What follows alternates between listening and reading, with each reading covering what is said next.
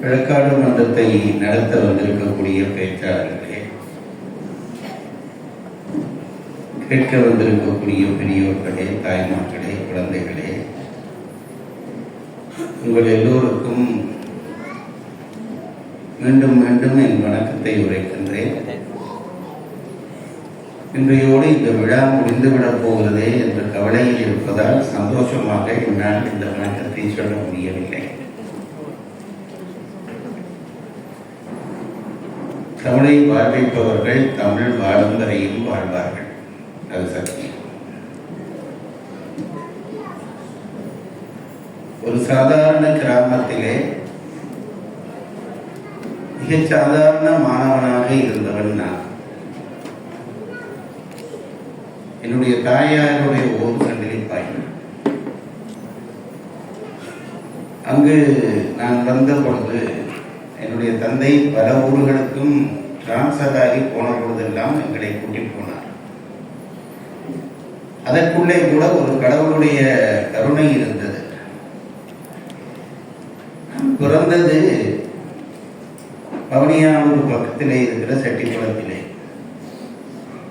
செட்டிக்குளம் என் ஊர் இல்லை, செட்டிக்குளத்திலே பிறந்தேன்.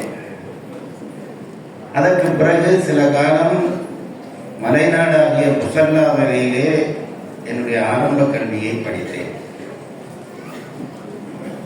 அதற்கு பிறகு 6 ஆண்டுகள் சிலாபம் என்கின்ற ஊரிலே என்னுடைய கல்வி தொடர்ந்தது. அதற்கு பிறகு மீண்டும் சண்டிலிப்பாய்க்கு வந்தேன். இதிலே கடவுளுடைய கருணை என்னவென்று கேட்டால், முதலிலே முல்லை நிலம் காடு, அதற்கு பிறகு குறிஞ்சி நிலம் மலை, அதற்கு பிறகு நெய்தல் நிலம் கடற்கரை, அதற்கு பிறகு மருத நிலத்திலே போய் சேர்த்தேன். நானிலத்திலும் என்னை தோயச் செய்து இறைவன் எனக்கு இந்த தமிழ் சுவையை தந்தான் என்று நினைக்கிற பொழுது மீண்டும் ஒரு தரம் அவரை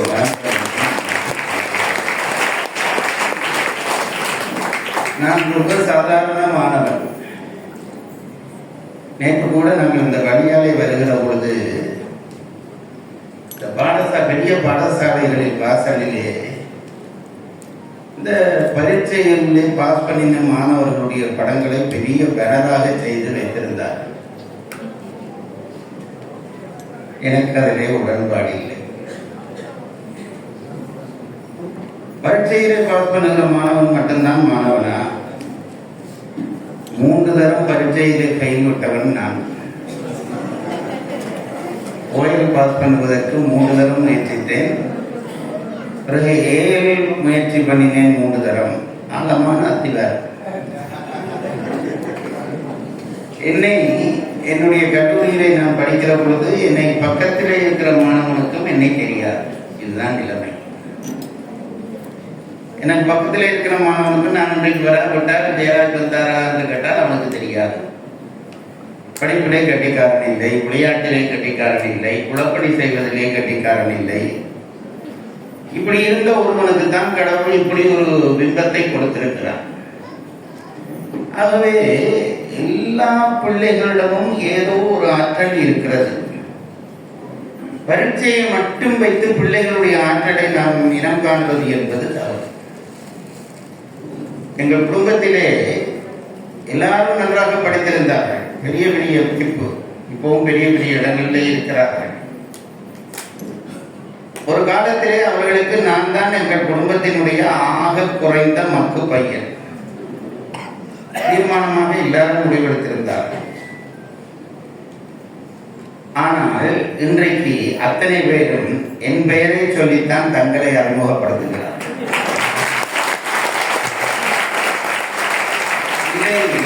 நான் தற்பெருமைக்கு சொல்லவில்லை. அவையார் சொன்னார் ஒரு பாடல், அதோடு தொடங்குவோம் என்று நினைக்கிறேன். என்ன பழக்க மன்றத்துக்குள்ளே நான் நுழையவில்லை. ஒரு அரச சபை, அந்த அரச சபையிலே பல புலவர்கள் கூடியிருந்தார்கள். புலவர்கள் கூடுகிற சபை. அந்த புலவர்கள் எல்லோரும் தற்பெருமையாக, இப்போ கொஞ்ச நேரத்துக்கு முதல் நான் பேசினது கூட பேசினார். நான் ராமாயணம் படித்திருக்கிறேன் என்றால் ஒரு புலவர். இன்னொருவர் சொன்னார், எனக்கு மகாபாரதம் முழுவதும் தெரியும் என்றார். இன்னொரு சொன்னால் நான் சிலப்பதிகாரம் படித்திருக்கிறேன் என்று இந்த கால வித்தியாசத்தை வச்சு இந்த கதையில பிறகு இந்த நேரம் பார்த்து ஔவையார் உள்ளே நுழைந்தார். இவர்கள் எல்லாம் ஆலையால் புழுகிக் கொண்டிருக்கிறார்கள். என்னடா ரொம்ப பெருசா படிச்சுட்டேன் என்கிறீர்கள். நீங்கள் படிச்ச படிப்பு என்ன அப்படி பெரிய படிப்பா? புலவர்களை பார்த்து சொன்னார், யாம் பெரிதும் வல்லோமே என்று வலிமை சொல்ல வேண்டாம் தான். நாங்கள் அது படித்தோம் இது படித்தோம் என்று பெரிய பெருமை பேசாதீர்கள். அடுத்து சொன்னார், கொஞ்சம் சவுண்டக்குறை, நாம் பெரிதும் வல்லோமே என்று வலிமை சொல்ல வேண்டாம் தான். உடனே புலவர்களுக்கெல்லாம் கோபம், என்ன எங்கள் படிப்பை நாங்கள் சொன்னால் இந்த கிழமைக்கு என்ன ஆயிற்று என்று எல்லாருக்கும் அவையை முறைத்து பார்த்தார்கள்.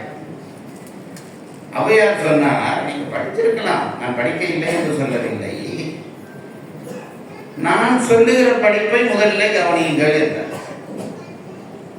கவனிங்கள் என்று சொல்லிவிட்டு சொன்னார், முதல்ல எடுத்தா போல சொன்னார், வான் குருவியின் கூடு, வல்லரக்கு தொல்கரையான், தேன் சிலம்பி யாவர்க்கும் செய்திருக்கார். பாட்டதெல்லாம் உங்களுக்கு வழங்காது என்று எனக்கு தெரியும், பொருளா சொல்லுகிறேன். என்ன சொன்னார்? முதலிலே சொன்னார், பெரிய படிப்பு படிச்சுட்டேன் என்று ரொம்ப பெருமைப்படுகிறீர்களே, பொன்னாடை வேணும், மாலை வேணும், அவற்றை முன்னாடையா இந்த முன்னாடையா நல்லது என்று போட்டி போடுகிறீர்களே, பைத்தியக்காரர்களே நிப்பாட்டுங்கள். விளைவிட்டு சொன்னார், வான்குருவியின் கூடு பார்த்திருக்கிறீர்களா என்றார்.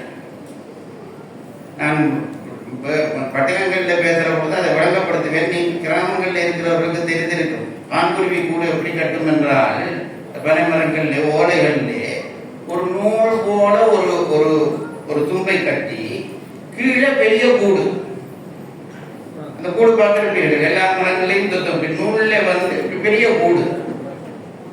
வழக்கமாக இந்த குருவி ஏன் கூடி கட்டுறது என்றால் முட்டை போடுறதுக்கு தான் கூடு கட்டும். இது இப்படி தொங்குற கூடு. தொங்குற கூட்டிலே இந்த குருவி எங்க வாசல் வச்சிருக்குன்னா கீழே வாசல் வச்சிருக்கு. கீழே வாசல் வச்சிருக்கும். அப்ப என்ன நடக்கும்? மேலே இருந்து அந்த கூட்டுக்குள்ள போய் குருவி முட்டை போட்டா முட்டை தொப்புண்டு கீழே விழ வேணும். ஆனால் அப்படி விழாமல் இப்படி தொங்குற கூட்டுக்குள்ள இப்படி ஒரு கூடு வச்சிருக்கும் அந்த குருவி. எந்த இன்ஜினியரிங் கோலத்துல படிச்சு எந்த ஆர்கிடெக்ட் சோதனை பாஸ் பண்ணிச்சதோ தெரியாது. இவ்வளவுக்கும் அதுக்கு இருக்கிற கருவி அதனுடைய சின்ன அழகுதான். சின்ன சொண்டு அதனால போய் எடுத்து கொண்டு வரும், துப்பை கொண்டு வரும், எப்படியோ போக்குது, எப்படியோ கட்டது, பார்த்தால் கூடு இருக்கும். இப்படி தொங்குற கூடு, கீழே வாசல், மேல கூடு, அதுல முட்டை இட்டு குஞ்சு பொறிச்சு பாடம். ஔவையார் கேட்டார், ராமாயணம் படிச்சேன் பாரதம் படிச்சேன் எல்லாம் என்னமோ பெருசா கட்டுறீங்களேடா, இந்த கூடு மாதிரி ஒரு கூடு கட்ட முடியுமா உங்களால? இந்த தூக்கணாங்குருவி மாதிரி ஒரு கூடு கட்ட முடியுமா என்றார். அது வரைக்கும் தலையை நிமித்தி கொண்டிருந்த புலவர்கள் கொஞ்சம் பேர் தலையை தாழ்த்தி விட்டார். பிறகு அடுத்தது சொன்னார், வான்குருவியின் கூடு முடிஞ்சது, அதை விடுங்கடா, அதை கட்டாட்டி பரவாயில்லை, வல்லரக்கு தொல் கரையான். ஊர்ல கரையான் கூடு இருக்குது பாருங்க.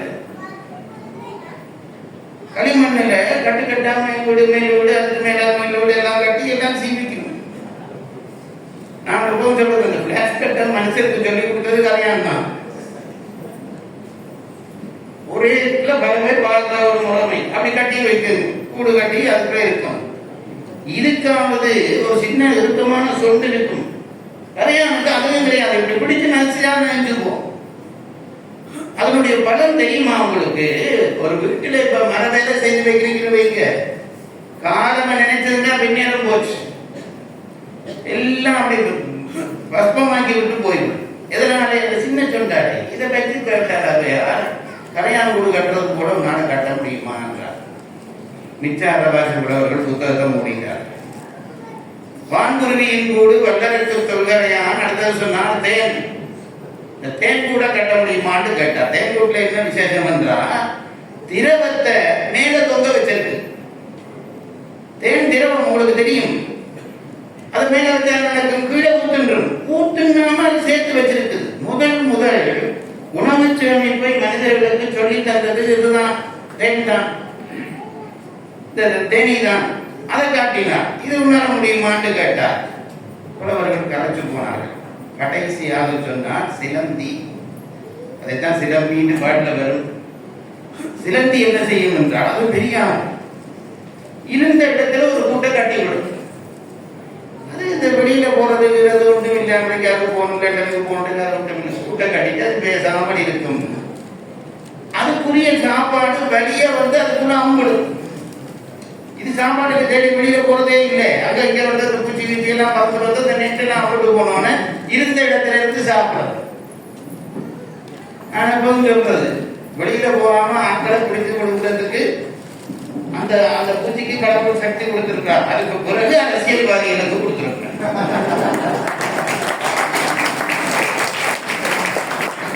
இருந்த இடத்துல இருந்து விடுங்கலாம் மற்றவர்களே இருந்தது.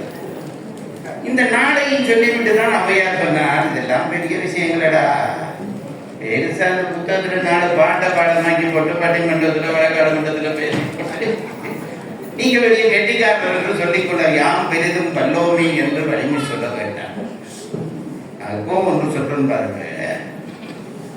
கடவுள் இந்த உலகத்துக்கு ஒரு முறை அனுப்புகிறார்.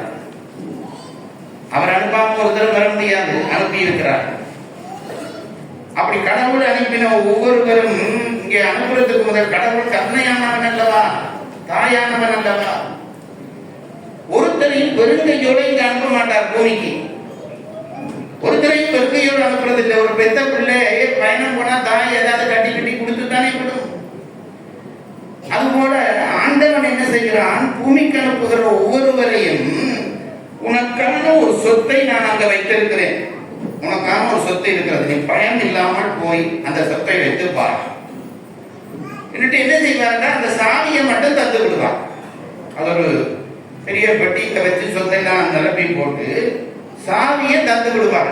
எல்லா கையிலையும் ஒரு சாவி இருக்குது. காலையில் சில பேர் தருவது தெரியுது. எல்லா கையிலையும் ஒரு சாவி இருக்குது. அந்த சாவிக்குரிய பெட்டியும் ஏதோ உங்கள் சூழல்ல இருக்குது. அந்த சாவிக்கு என்ன பேர் என்றால் அதுதான் அறிவு. அந்த சாவி தான் அறிவு. உங்களுக்குரிய பெட்டி இருக்கும். அந்த பெட்டி தான் உங்களாலே திறக்கக்கூடிய விஷயம். திறந்தீர்களானால் உங்களுக்கான சொத்து உங்களுக்கு கிடைக்கும். இந்த மூண்டே எடுத்தவன், கட்டே எடுத்தவன், ஒரே எடுத்தவன் இவனுக்கு தான் இல்லை, சகல ஜீவராசிகளுக்கும் கடவுள் கொடுத்து தான் அனுப்புகிறார். ஆகவே இதை மறந்து போகாதீர்கள். நாங்க என்ன செய்வது என்றால் நாங்கள் ஒரு கொலை செய்கிறோம். எல்லாரும் என்னவென்றால் என்னுடைய சாவியை வச்சு எந்த பெட்டியை தேடி கண்டுபிடித்து திறக்கிறது இல்லை. நாங்கள் என்ன செய்வது என்றால் ஆட்டையும் கூட்ட திறக்க முடியாதான்னு கிடந்து கூட உடல்றோம். அவர் டாக்டரா வந்துட்டார், அப்ப எந்த மனும் டாக்டரா தான் வரணும். இவன் நல்ல பேச்சால சாவி வச்சிருப்பான். இவனை பிடிச்சது போய் டாக்டர் சாவியை தர வேண்டாம். 2 கட்டம். இவன்ட சாவியும் உடைச்சிடும், அவன்கிட்ட கூட்டும் உடைச்சிடும். உனக்கென்று ஒரு ஆற்றலை தந்துதான் கடவுள் அனுப்புகிறார். அதை பயன்படுத்த சொல்லித் தருவதுதான் இலக்கியம். எங்களுக்கு முன்னாடி பிள்ளைகள் ரொம்ப நன்றாக பாடினார். அவர்களுக்கு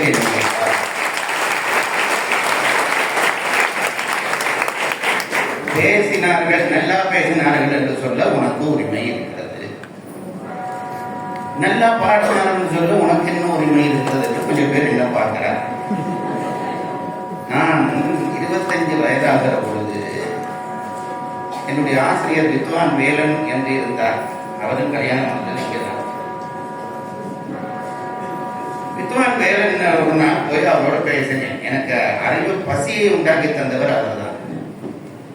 அவரோடு பேசிக் கொண்டிருக்கிற பொழுது நாங்கள் ஏதோ தமிழ் படித்தது மாதிரி ஏதோ பேசிக் கொண்டிருக்கிற பொழுது அவர் சொன்னார், தமிழ் படிச்சிருக்கிறேன் என்று இனிமேல் சொல்லாதீர்கள்.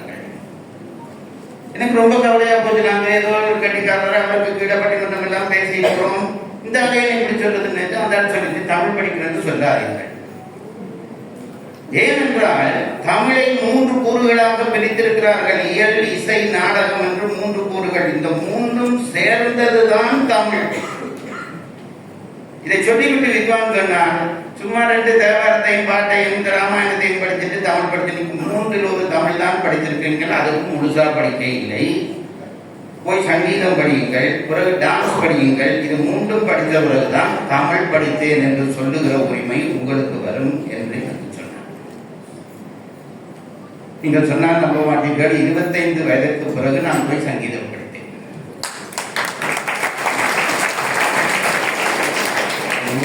பார்த்தா அடுத்த முறை எனக்கு கச்சேரி இருந்தாலும் சொல்லிருக்கீங்க. 5 வருஷம் ஒரு நல்ல ஆசிரியரிடம் சங்கீதம் படித்தேன். சத்குபா மகாலிங்கம் என்று யாழ்ப்பாணத்தில் இருந்தார். நான் படித்தது என்னது கேட்டா பாடுறதுக்கு அல்ல, கேட்கறது. பல பேர் நினைக்கிறார்கள் சங்கீதம் படிக்கிறது என்றால் ஏதோ எல்லாரும் பாட வேணும். இல்லை, காது திறக்க வேண்டும், காது திறக்க வேண்டும். சும்மா ஒரு வித்வான் வந்து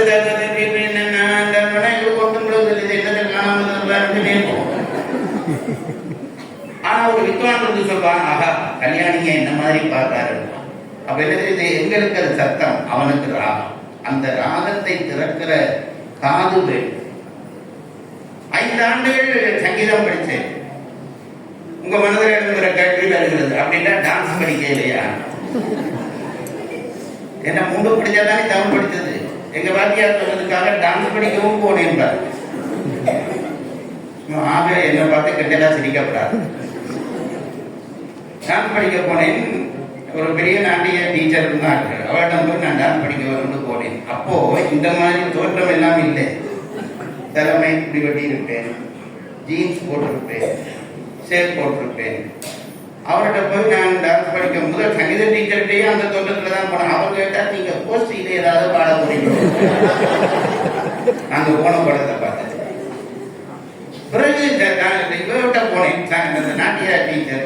என்ன அவங்க என்ன ஆட விருப்பம்னு கேட்டாங்க. அந்த நாட்கள்ல சொர்ணமுகின்னு ஒரு டான்ஸ் டீச்சர், ஒரு நாட்டிய மேலே இருந்தார் தமிழ்நாட்டிலே. அவர் என்னன்னா இந்த பாம்பு டான்ஸ் ஆடுவார். அப்படியே பாம்பு மாதிரியே ஆடுவார், கால மேல தூக்குவார், பாம்பு மாதிரியே ஆடுவார். அதை பார்த்து எனக்கு ஒரு பைத்தியம். நான் என் நண்பனுக்கு சொன்னேன், நீ ஏன் டான்ஸ் ஆட போறேன்னா, நான் பாம்பு டான்ஸ் ஆட போறேன். அவன் சொன்னான், அவனுக்கு கிண்டல்காரன். அவன் சொன்னான், நீ ஆடினா அது சும்மா பாம்பு டான்ஸா இருக்காது, மலப்பாம்பு டான்ஸ். அன்றையோட விட்டேன். அது அதால 3 இல் 2 கொஞ்சம் தெரிய முடிஞ்சது. இசை பெரிய விஷயம் சொல்றேன். இசை என்பது சாதாரண விஷயம் இல்லை. இசை என்பது,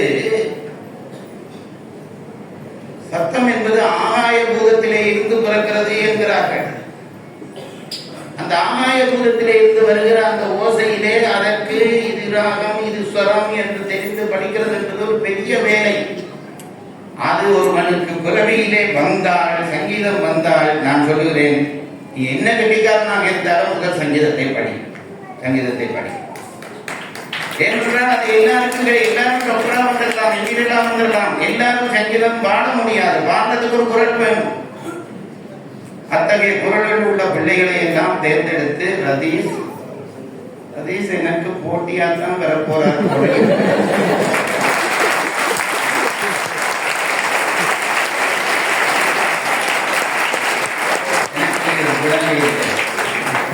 வரட்டு கொண்டு கேட்கிறீங்களோ அவரை ரசித்தேன். 3 நாள் நிகழ்ச்சியிலையும் அவர் பேச, இதுதான் தலைமை.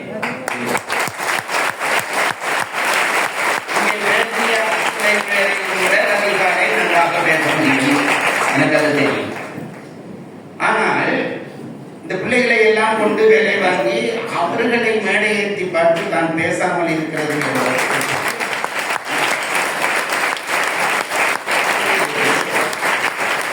நல்ல பயிர்கள் விளைவதற்கு முன்பாக நல்ல சகுனங்கள் தெரியும். உண்மையிலே சொல்லுகிறேன், நல்லதை நடப்பதற்கு முன்பு நல்ல சகுனங்கள் தோன்றும். இது எங்களுடைய நம்பிக்கை. சகுனம் என்பதை இப்ப பல பேருக்கு விளங்குது இல்லை. பூனை ஊருக்காக போனா கூடாது நடக்க வேண்டாம், அவன் பூனையை கட்டி வச்சு நிற்கிறான். பூனையை கட்டாதே, உனக்கு தீமை வந்தால்தான் வரப்போகுதுன்னா தான் பூனை ஊருக்கால போகும். பூனையை கட்டி வச்சுட்டா போல ஊருக்கால போகும், அது இன்னொரு பூனை உள்ளார ஓடி. ஆகவே சகுனங்கள் இருக்கின்றன. சூரியன் உதிக்க போகிறது, விடிகாலையே உதிக்க போகிறது என்றால் பறவைகள் எல்லாம், கிளிகள் எல்லாம் சத்தம் போடும், குயில்கள் சத்தம் போடும். அழகான ஒரு தென்றல் வீசும், இடிய வெளிச்சம் வரும். இதெல்லாம் சூரியன் உதிக்க போகிறது என்பதற்கான அடையாளங்கள். இந்தியாவிலே சுதந்திரம் வருவதற்கு முன்பு எத்தனை நற்செய்திகள் தோன்றியது தெரியுமா? காந்தி தோன்றினார், பாரதி தோன்றினார், தாகூர் தோன்றினார், எத்தனை பெரியவர்கள் எல்லாம் தோன்றி அப்படி தோன்றின பிறகுதான் சுதந்திரம் வந்து விழுந்தது. இப்ப நான் சொல்லுகிறேன், இந்த சிலப்பதிகார விழாவுக்கு நற்செய்திகள் நிறைய தோன்றுகின்றன. அதை கையேந்தி வளர்த்து விடுங்கள் என்று உங்கள் எல்லோருடைய பாதங்களையும் தொட்டு நான் கேட்கிறேன். இனி வழக்காடு தொடங்குகிறது. இன்றைய வழக்கு என்னவென்றால், சிலப்பதிகார தலைவியர்கள் குற்றவாளி கூண்டில் ஏற்றப்படுகிறார்கள். சிலப்பதிகார தலைவியர்கள் என்றால் யார் அந்த தலைவியர்கள் என்றால், ஒருத்தி கண்ணகி, மற்றவள் மாதவி. இந்த ரெண்டு பேரும் குற்றம் செய்தவர்கள் என்று சொல்ல துணிந்து சிலப்பதிகார விழாவிலே ரெண்டு பேர் வந்திருக்கிறார்கள். இவர்கள் நல்லபடி போகிற ஒழுங்கை நீங்கள் செய்து கொடுக்க வேண்டும். சிலப்பதிகார விழாவிலே வந்திருந்து கண்ணகியும் மாதவியும் குற்றவாளி என்று சொல்வதற்கு ரெண்டு பேர் வந்திருக்கிறார்கள். இல்லை என்று மறுப்பதற்கு ரெண்டு பேர் வந்திருக்கிறார்கள். இப்பொழுது நீதிமன்றம் முறைப்படி ஆரம்பிக்கிறது. நான் தான் நீதிபதி. என் தாய் தந்தையர்கள் எங்கேயோ இருந்து இதை கேட்பார்கள். இந்த மக்கள் ஒரு காலத்தில் நீதிபதியா இருக்குது என்று அவர்கள் நினைப்பார்கள். அதுக்காக தான் நானே சொல்லிவிட்டேன், நான் தான் நீதிபதி. இவர்கள் வழக்கு தொடுக்கிறார்கள், இவர்கள் வழக்கை மறுக்கிறார்கள். இனி நீதிபதி சட்டப்படி, நீதிமன்றம் சட்டப்படி தொடங்குகிறது. நீதிமன்றத்தை தொடங்குவதற்கு முதல் நீதிமன்றத்துக்கான நிபந்தனைகளை நான் சொல்லிவிடுகிறேன். இந்த வழக்கினுடைய தீர்ப்பு உரைக்கப்படும் வரைக்கும் இந்த மன்றத்திலே இருக்கிற எவரும் எழுந்து போகக்கூடாது. போகக்கூடாது, எழவே கூடாது. அப்படி போனால் அது ஒரு குற்றமாக கருதப்படும். இரண்டாவதாக, இந்த தொலைபேசிகளை வைத்துக் கொண்டு எடுத்து விட்டுட்டோம். தொலைபேசிகளை வைத்துக் கொண்டு அப்படி படம் எடுக்கிறது, கதைக்கிறது, பேசுறது. ஹலோ, கண்ணகி நல்லது செய்தாரா தீவிர செய்தாரான்னு சொல்ல ஹலோ நீங்கள் எப்ப வேண்டிய கேட்கக்கூடாது. நீதிபதி குழம்பி போக. ஆகவே உங்கள் தொலைபேசிகளை சற்று நேரம் அடைத்து வையுங்கள். அப்படி அதை மீறி தொலைபேசி சத்தங்கள் கேட்டால் இளங்கோ கழகம் அந்த தொலைபேசிகளை தமதுடைமையாக ஆக்கிவிடும் என்பதை நான் இனி வழக்கு மன்றம் தொடங்குகிறது. முதலிலே இரண்டு குற்றங்களாக பிரித்துக் கொண்டிருக்கிறார்கள். கண்ணகி குற்றவாளி, மாதவி குற்றவாளி என்ற இரண்டு குற்றங்கள். கண்ணகி சிலப்பதிகார தலைவியாக இருந்தாலும் அவளை நாங்கள் குற்றவாளியாக கருதுகிறோம் என்று வழக்கு தொடுக்க வந்திருக்கக்கூடிய பேராதனை பல்கலைக்கழக தமிழ்துறை தலைவர் பிரசாந்தன் அவர்கள் இப்பொழுது தன்னுடைய வழக்கை சுருக்கமாக முன்மொழிவார். அதற்கு பிறகு எதிரணியினர் அந்த வழக்கை எடுத்து நடத்த தயாராக இருக்கிறார்களா என்பது பற்றி நான் அறிய வேண்டும். ஆகவே முதலிலே உங்களுடைய வழக்கின் சுருக்கத்தை மன்றத்துக்கு தெரிவிங்கள் என்று கேட்டுக்கொள்கிறேன். மாண்புமை நீதியரசர்களே, நீதிமன்றத்துக்கு வரை வந்திருக்கின்ற சட்டத்தரணிகளே, அனைவருக்கும் முறைப்படியாக நீதிமன்ற வாதங்களுக்குள் செல்வதற்கு முன்பதாக நீதியரசருடைய அனுமதியோடு நீதியரசர் மறந்துவிட்ட விடயம் ஒன்றை அவருக்கு ஞாபகப்படுத்த விரும்புகிறேன். நான் இன்னும் வழக்குக்குள் செல்லவில்லை. நீங்கள் கடந்த வெள்ளிக்கிழமை காலை கொழும்பிலிருந்து, வெள்ளவத்தையிலிருந்து, கம்மன் கழகத்திலிருந்து என்னோடும் தம்பி வாசுதேவாவோடும் வந்தீர்கள். இன்றைக்கு ராத்திரியும் திரும்பி எங்களோடு தான் வர வேண்டும்.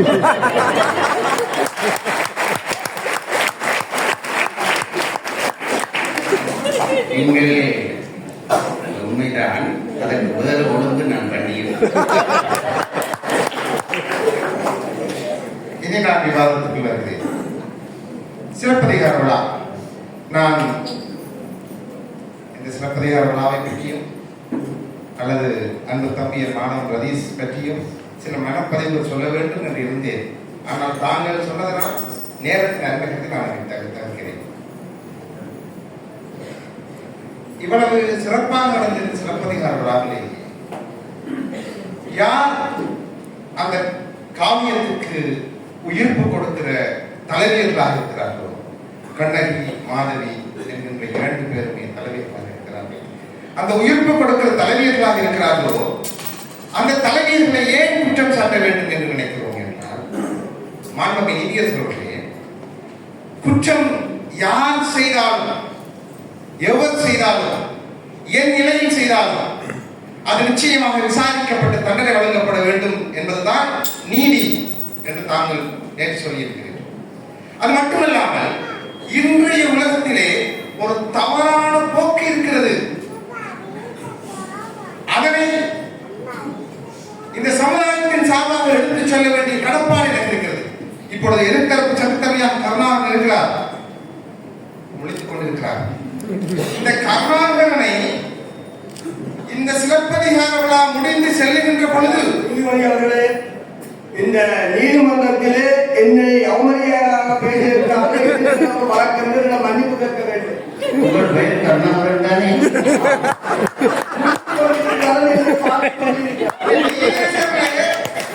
தூங்கி கொண்டிருக்காங்க, முடித்துக் கொண்டிருக்காங்க.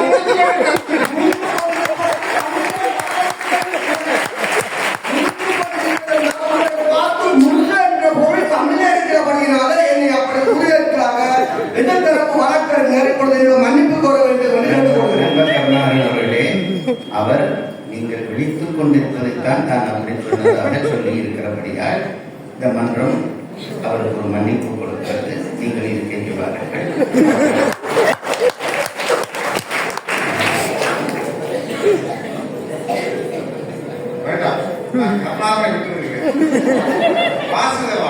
வாசுதேவா இருக்கிறார். அவரை இந்த சிலப்பதிகார விழா முடிந்து போவதற்கிடையிலே சிறைக்கு அனுப்ப வேண்டும் என்று யாராவது ஒரு பெண் நினைத்தால் அனுப்பலாம். ஒரு பெண், ஒரு சிறுமி, ஒரு யுவதி, இல்லை ஒரு மூதாட்டி, யாராக இருந்தாலும் வாசுதேவா என்னை தவறாக தீண்டினார் என்று ஒரு புகார் கொடுத்தால் போதும். விசாரிக்க மாட்டார் நீதிமன்றம், காவல்துறை விசாரிக்காது. ஒரு பெண் முறைப்பாடு செய்தால் அது ஆணில் தான் குற்றம் இருக்க வேண்டும் என்று இந்த சட்டம் முதலில் கருதுகிறது, கைது செய்கிறது. அதற்கு பிறகுதான் விசாரித்து இல்லை இல்லை அவன் நிரபராதி என்று விதிக்கிறது. ஆகவே இந்த நீதிமன்ற நடைமுறையிலே பெண்ணுக்கு சார்பான ஒரு பக்கச்சார்பு இருக்கிறது என்ற நடைமுறையை முதலில் ஞாபகப்படுத்திக் கொண்டு, இதனாலே பல பேர் பெண்கள் மீது கொண்ட பயத்தினால் திருமணம் செய்யாமல் இருக்கிறார்கள்.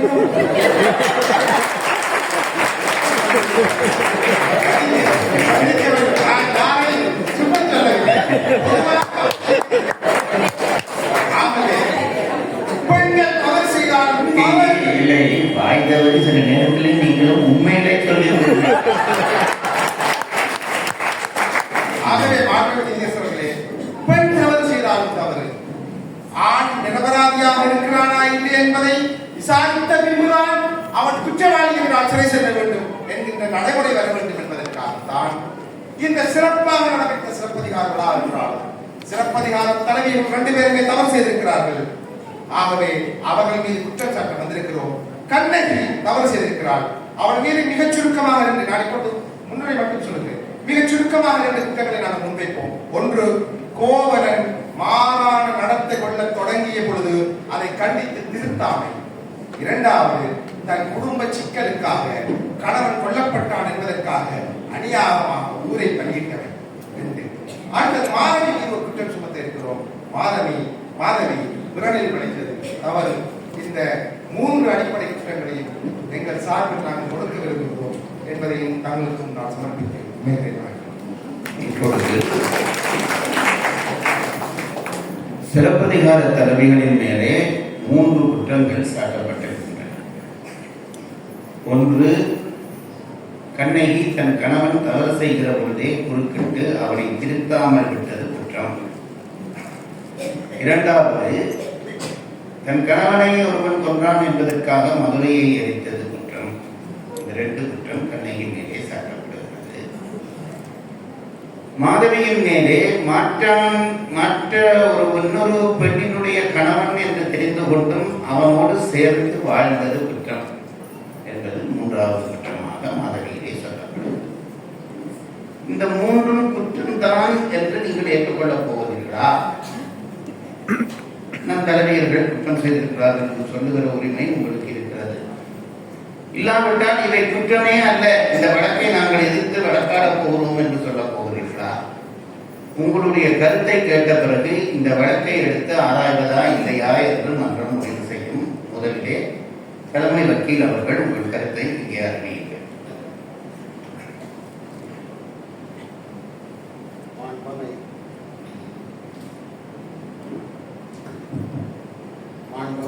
நீதிபதி அவர்களே, எதிர்த்தரப்பு சட்டத்தரணி அவர்கள் முன்வைத்த 3 குற்றச்சாட்டுகளையும் நாங்கள் நிராகரிக்கின்றோம். அது தவிர இந்த நீதிமன்றத்தின் மீது நமக்கு மிகுந்த நம்பிக்கை உண்டு. அதை நீங்களே உறுதி செய்தீர்கள். உங்களோடு வந்த 2 பேரும் தவறானவர்கள் என்பதை நீங்கள் தீர்மானித்துக் கொண்டு கொழும்புக்கு போவதற்கான ஏற்பாடுகளை செய்தீர்கள். எப்படி என்பதை நீங்கள் உணர்ந்திருக்கிறீர்கள். ஆகையால் இந்த மண்ணின் மீது எங்களுக்கு மிகுந்த நம்பிக்கை உண்டு. இதைவிட நான் எதிர்தரப்பு சட்டத்தரணி அவர்கள் தொடர்பில் நீங்கள் மிகவும் குறிப்பாக இருக்க வேண்டும் என்பதை கூறி வைக்க விரும்புகிறேன். பேராதனை பல்கலைக்கழகத்தின் தமிழ்துறை தலைவர் முடித்திருப்பதும் ஒன்று என்று சொல்லுகின்ற போது அது தொடர்பில் அவருடைய வார்த்தை பிரயோகங்கள் மாறக்கூடியவை என்பதையும் தங்களுக்கு சுட்டிக்காட்ட விரும்புகிறேன். 2 பிரச்சனையை அவர்கள் சொல்லியிருக்கிறார்கள். வழக்கை எடுத்து ஆராய்வது, நாங்கள் அந்த குற்றங்களை ஏற்கவில்லை என்பது அவர்கள் சொல்லியிருக்க ஒரு விஷயம். பேராதனை தமிழ்துறை தலைவருக்கு விழித்திருப்பது தெரியவில்லையா என்று கேட்கிறார்கள். மேடை பேச்சுகள் நடக்கும் பொழுது சொற்றோர்வு என்று ஒரு குற்றம் இயல்பாக விளையும். வாய் தவறி வந்து விடுவது. ஆகவே நான் முன்னமே சொன்னேன், அதை சொற்றோர்வாக கொண்டு விட்டுவிட வேண்டும். இப்பொழுது வழக்கு தொடங்குகிறது. கண்ணகி தன் கணவனை விடை செய்ய முற்படுகிற பொழுது தடுக்காமல் விட்டது குற்றம் என்ற வழக்கை பிரசாந்தன் அவர்கள் முன்மொழிந்தார்.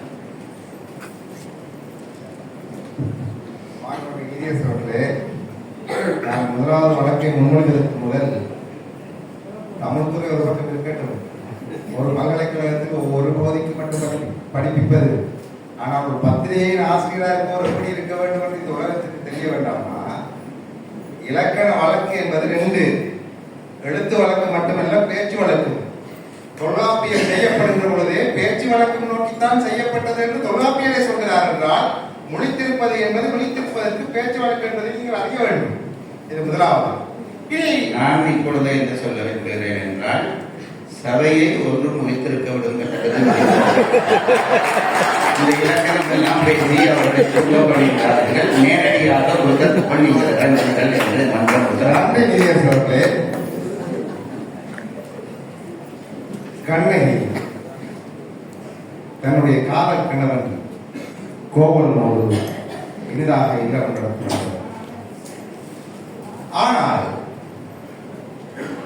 மாதவியோடு கோவலன் சேர்ந்து வாழ தொடங்குகிற அந்த செய்தி கண்ணகிக்கு தெரிகிறது. ஒரு குடும்ப தலைவியாக இருப்பவள் என்ன செய்ய வேண்டும்? தன் கணவன் தவறான ஒரு தீய நடத்தையை தேர்ந்து கொள்கிறான் என்று அறிந்தவுடன் ஒரு மனைவியானவருடைய கடமை என்னவாக இருக்க வேண்டும்? எதுவும் பேசாமல் அவனை தன் பாதைக்கு, நல்ல பாதைக்கு, நேரிய பாதைக்கு திருப்புவதற்கான எந்த விதமான நடவடிக்கைகளிலும் ஈடுபடாமல், அவனை திருத்தாமல் ஒரு நல்ல மனைவி இருக்க முடியுமா? அது சரியா? வள்ளுவன் குடும்ப பெண்ணுக்கு இலக்கணம் சொல்கிற பொழுது தற்காத்து தற்கொண்டால் பேணி என்று பேசுகிறார்கள். தன்னை கொண்டவனாகிய கணவனை பேணி காப்பாற்ற வேண்டியது ஒரு மனைவியின் கடமையாக கருதப்படுகிற பொழுது இது தவறான பாதை என்று தெரிந்தும் தான் இருக்கத்தக்கதாக இன்னொரு மகளோடு வாழத் தொடங்குவது பிழை என்று அறிந்தும் அதை திருத்துவதற்காக, அதை திருத்தி கோவலனை தன்பால் கொண்டு வருவதற்காக, மீண்டும் தானும் கோவலனும் சேர்ந்து இல்லறத்தை சிறப்பாக வாழப்படுவதற்கான எந்த முயற்சியையும் கண்ணகி மேற்கொள்ளவில்லை. இந்த அடிப்படை தவறுதான் பாண்டி மாநகரம் பற்றியதற்கு பின்னால் காரணமாகும். வள்ளுவன் பேசுகிறான், தூங்காமல் செய்ய வேண்டிய வினைகளை அந்தந்த நேரத்திலேயே செய்ய வேண்டும். எந்த ஒரு காரியத்தை எந்த நேரத்தில் செய்ய வேண்டுமோ அப்பொழுது செய்ய வேண்டும். ஆகவே கண்ணகி செய்ய வேண்டிய காலம் இருந்தது, செய்வதற்கு வாய்ப்பு இருந்தது, செய்வதற்கு வழிகள் இருந்தன. எத்தனை வழிகள் காட்டியிருக்கிறார்கள். இப்படியான முன்னுதாரணம் எங்களுக்கு சங்க இலக்கியங்களில் இருக்கவில்லையா? ஊழலோடு போன தலைவனை மீள அழைத்து வருவதற்கு அந்த தலைமையை தூதனுப்பவில்லையா? நான் கேட்கிறேனே, சிலப்பதிகாரத்திலேயே தன்னை மறந்துவிட்டு சென்ற கோவலனை தன்பால் ஞாபகப்படுத்தி மீள அழைத்து வருவதற்காக மாதவி தூதனுப்புகிறார்களா? அந்த நடைமுறையை ஏன் கண்ணகி பின்பற்றவில்லை?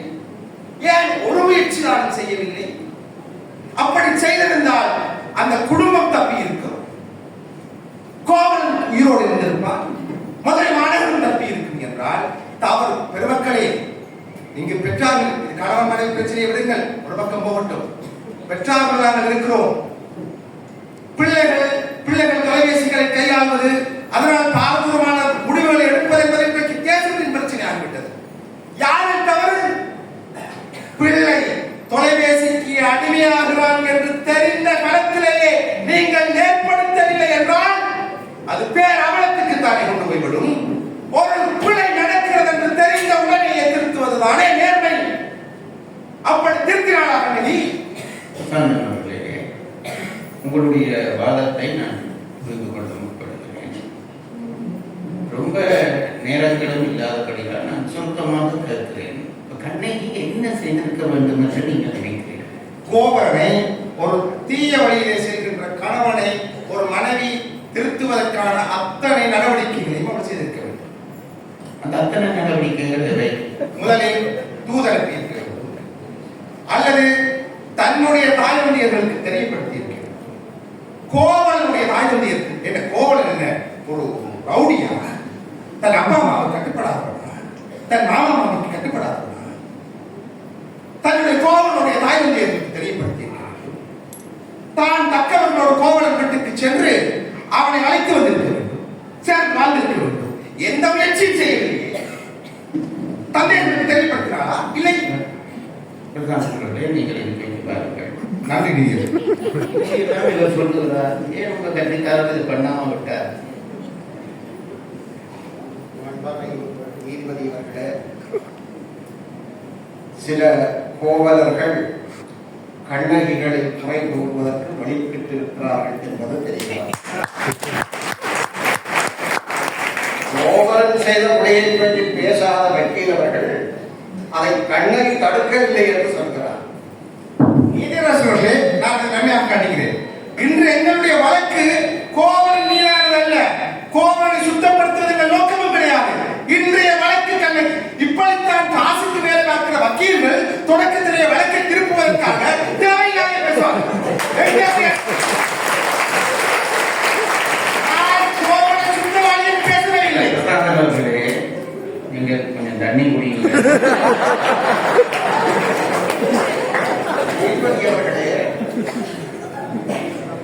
கோவலன் திருத்தவில்லை கண்ணகி என்று சொன்னது ஒரு வழியில் கோவலனை பாதுகாக்கின்ற முயற்சிதான். அதை இந்த மன்று உணர்ந்து கொள்ள வேண்டும். கண்ணகி ஏன் திருத்தவில்லை, அவள் வாழ்ந்த சூழ்நிலை என்ன என்பதை இந்த மன்று கவனிக்க வேண்டும். நீங்கள் சொன்னீர்கள் ஏற்கனவே, இந்தியாவுடைய சுதந்திரம் கிடைக்கின்ற போது அதற்கு முன்னதாகவே நல்ல அறிகுறிகள் தோன்றின. காந்தியடிகள் தோன்றினார், பாரதி தோன்றினார். அது மட்டுமில்ல, நடுவர் நீதிபதி அவர்களே, கோட்சேயும் தோன்றினார். அது அந்த பக்கத்தை நீங்கள் அப்படி பார்க்க முடியும். என்ன என்றால் கண்ணகி என்ற ஒரு கற்புக்கரசியை குறை சொல்வதன் ஊடாக எதிர்ப்பு வக்கீல் அவர்கள் கோவலர்களை காப்பாற்ற முற்படுகிறார்கள். இதுதான் உண்மை. இந்த வலம்புரி விளையாட்டு தான் இங்கே செல்லாம்.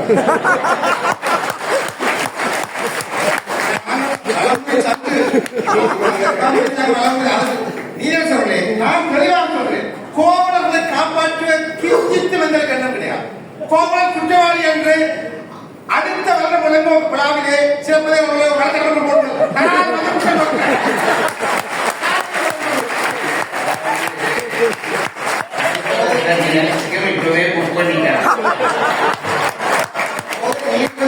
தெரிந்திருக்கும் யார் காசை வேண்டிக் கொண்டு அங்கிருக்கும் மாறக்கூடியவர்கள்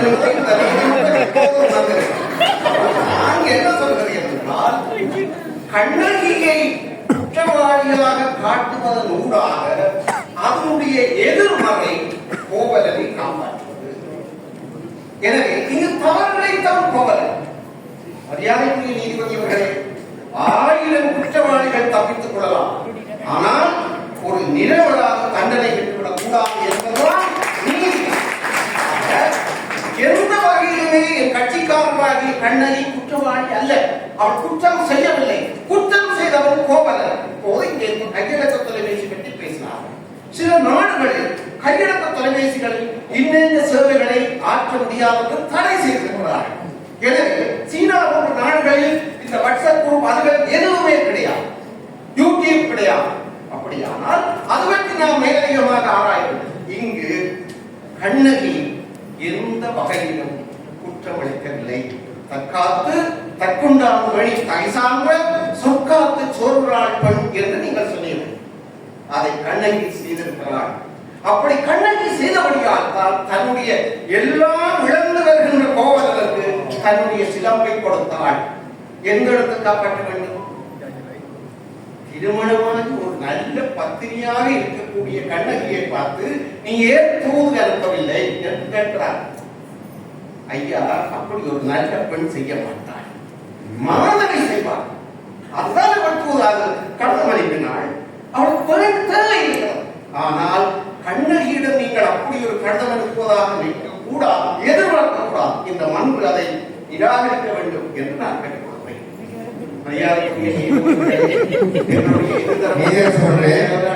தங்களுடைய அனுமதியோடு இந்த இடத்தில் நான் தவறான கருத்தை முன்வைக்கிறார். நான் குறிப்பிடுகிறேன். அவர் தூது பற்றிய ஒரு தவறான கருத்தை இந்த மனுக்கு முன்வைக்கிறார். தூது என்பது ஒரு களவு மனத்திலேயோ ஒரு தலைவி, களவு என்பது திருமணத்துக்கு முந்தைய காதல், கற்பு மனத்திலேயோ திருமணத்துக்கு பிந்திய காதல். எந்த இடத்திலும் தலைவன் பிரிந்து செல்கிற இடத்தில், தலைவன் சொன்ன நாளை வராத இடத்தில், தலைவன் தொழிலில் தங்கி இருக்கிற இடத்தில், எந்த நேரத்திலும் தன் தலைவனை அழைப்பதற்காக தன் நிலையை விளக்கப்படுத்துவதற்காக அனுப்பப்படுவது தூது என்று விதிக்கப்பட்டிருக்கிற தமிழ் இலக்கணத்தில் வேண்டுமானால் ரதீஷ் ஒரு டியூஷன் எடுக்க சொன்னால் அவரிடம் நாங்கள் படிக்கலாம்.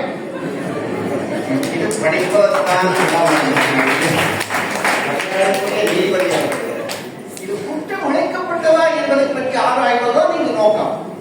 கண்ணை கோவலன் மாதவியுடன் போய்விட்டான்.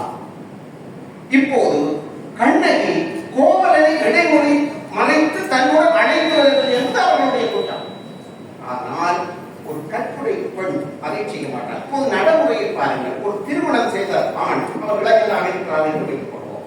அடிக்கடி தொலைபேசி வெளியில் இருந்து கலைக்கிறான் என்றால் அது மனைவியினுடைய தொலைபேசியாக இருக்கார் என்பதை இருதரப்பு சட்டத்தரணிகள் புரிந்து எனக்கு தெரியாத அண்ணன் சொல்றார்.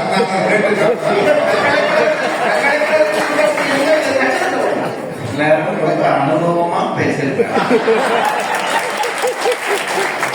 ஒரு பத்திரிகை துறையை எடுப்பதற்கு அத்தகைய அனுபவங்கள் கிடைப்பது சாதாரணமாக. மரியாதைக்குரிய நீதிபதிகளே, இப்போது பெற்றோரிடம் சொல்லவில்லை என்று ஒரு குற்றச்சாட்டை எதிர்த்தரப்பு சட்டத்தரணியர்கள் முன்வைத்தார்கள். நான் என்ன சொல்கிறேன் என்றால், கோவலன் மாதவியை விட்டு கண்ணகியிடம் வருகின்ற போது கண்ணகி என்ன சொல்கிறாள்? என்னால் அறம் செய்ய முடியவில்லை, இல்லாதவர்களுக்கு கொடுக்க முடியவில்லை. நான் துன்பப்பட்டேன். நான் பட்ட துன்பத்தை உன்னுடைய பெற்றோர்கள் அறிந்திருந்தார்கள் என்று சொல்கிறார். கோவலனுடைய பெற்றோர்கள் அறிந்திருக்கிறார்கள் என்பதை கண்ணகி சொல்கிறார். அப்படியானால் பெற்றோர்களுக்கு சொல்லவில்லை, அவர்களே கொண்டு தூது அனுப்பவில்லை என்று எதிர்ப்பு சட்டத்தன்மை அவர்கள் சொல்வது மிகவும் தவறானது. ஆக மரியாதைக்குரிய நீதிபதி அவர்களே, கண்ணகி மீது குற்றம் சுமத்தி கோவலர்கள் தப்பித்துக் கொள்வதற்கு ஒரு பெரும் நீதிபதியாக இருக்கக்கூடிய தாங்கள் அனுமதிக்க கூடாது என்று இந்த மன்றம் சார்பில் கேட்டுக்கொள்வார். அவர் பெரும் நீதிபதி என்பதை என் அறிவை நோக்கி ரெண்டு சர்ச்சை கிளம்புகிறது. ஒன்று, மனைவியை விட்டு பிரிந்து வேறொரு பெண்ணோடு போய் கணவன் பார்க்கிறான்.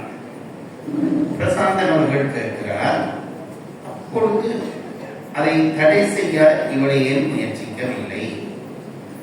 தடை செய்வது என்பது என்ன என்று கேட்டேன். தூது அனுப்பி இருக்க வேண்டும், பெற்றோர்களுக்கு சொல்லி இருக்க வேண்டும் என்று பல வழிகளை சொன்னார்.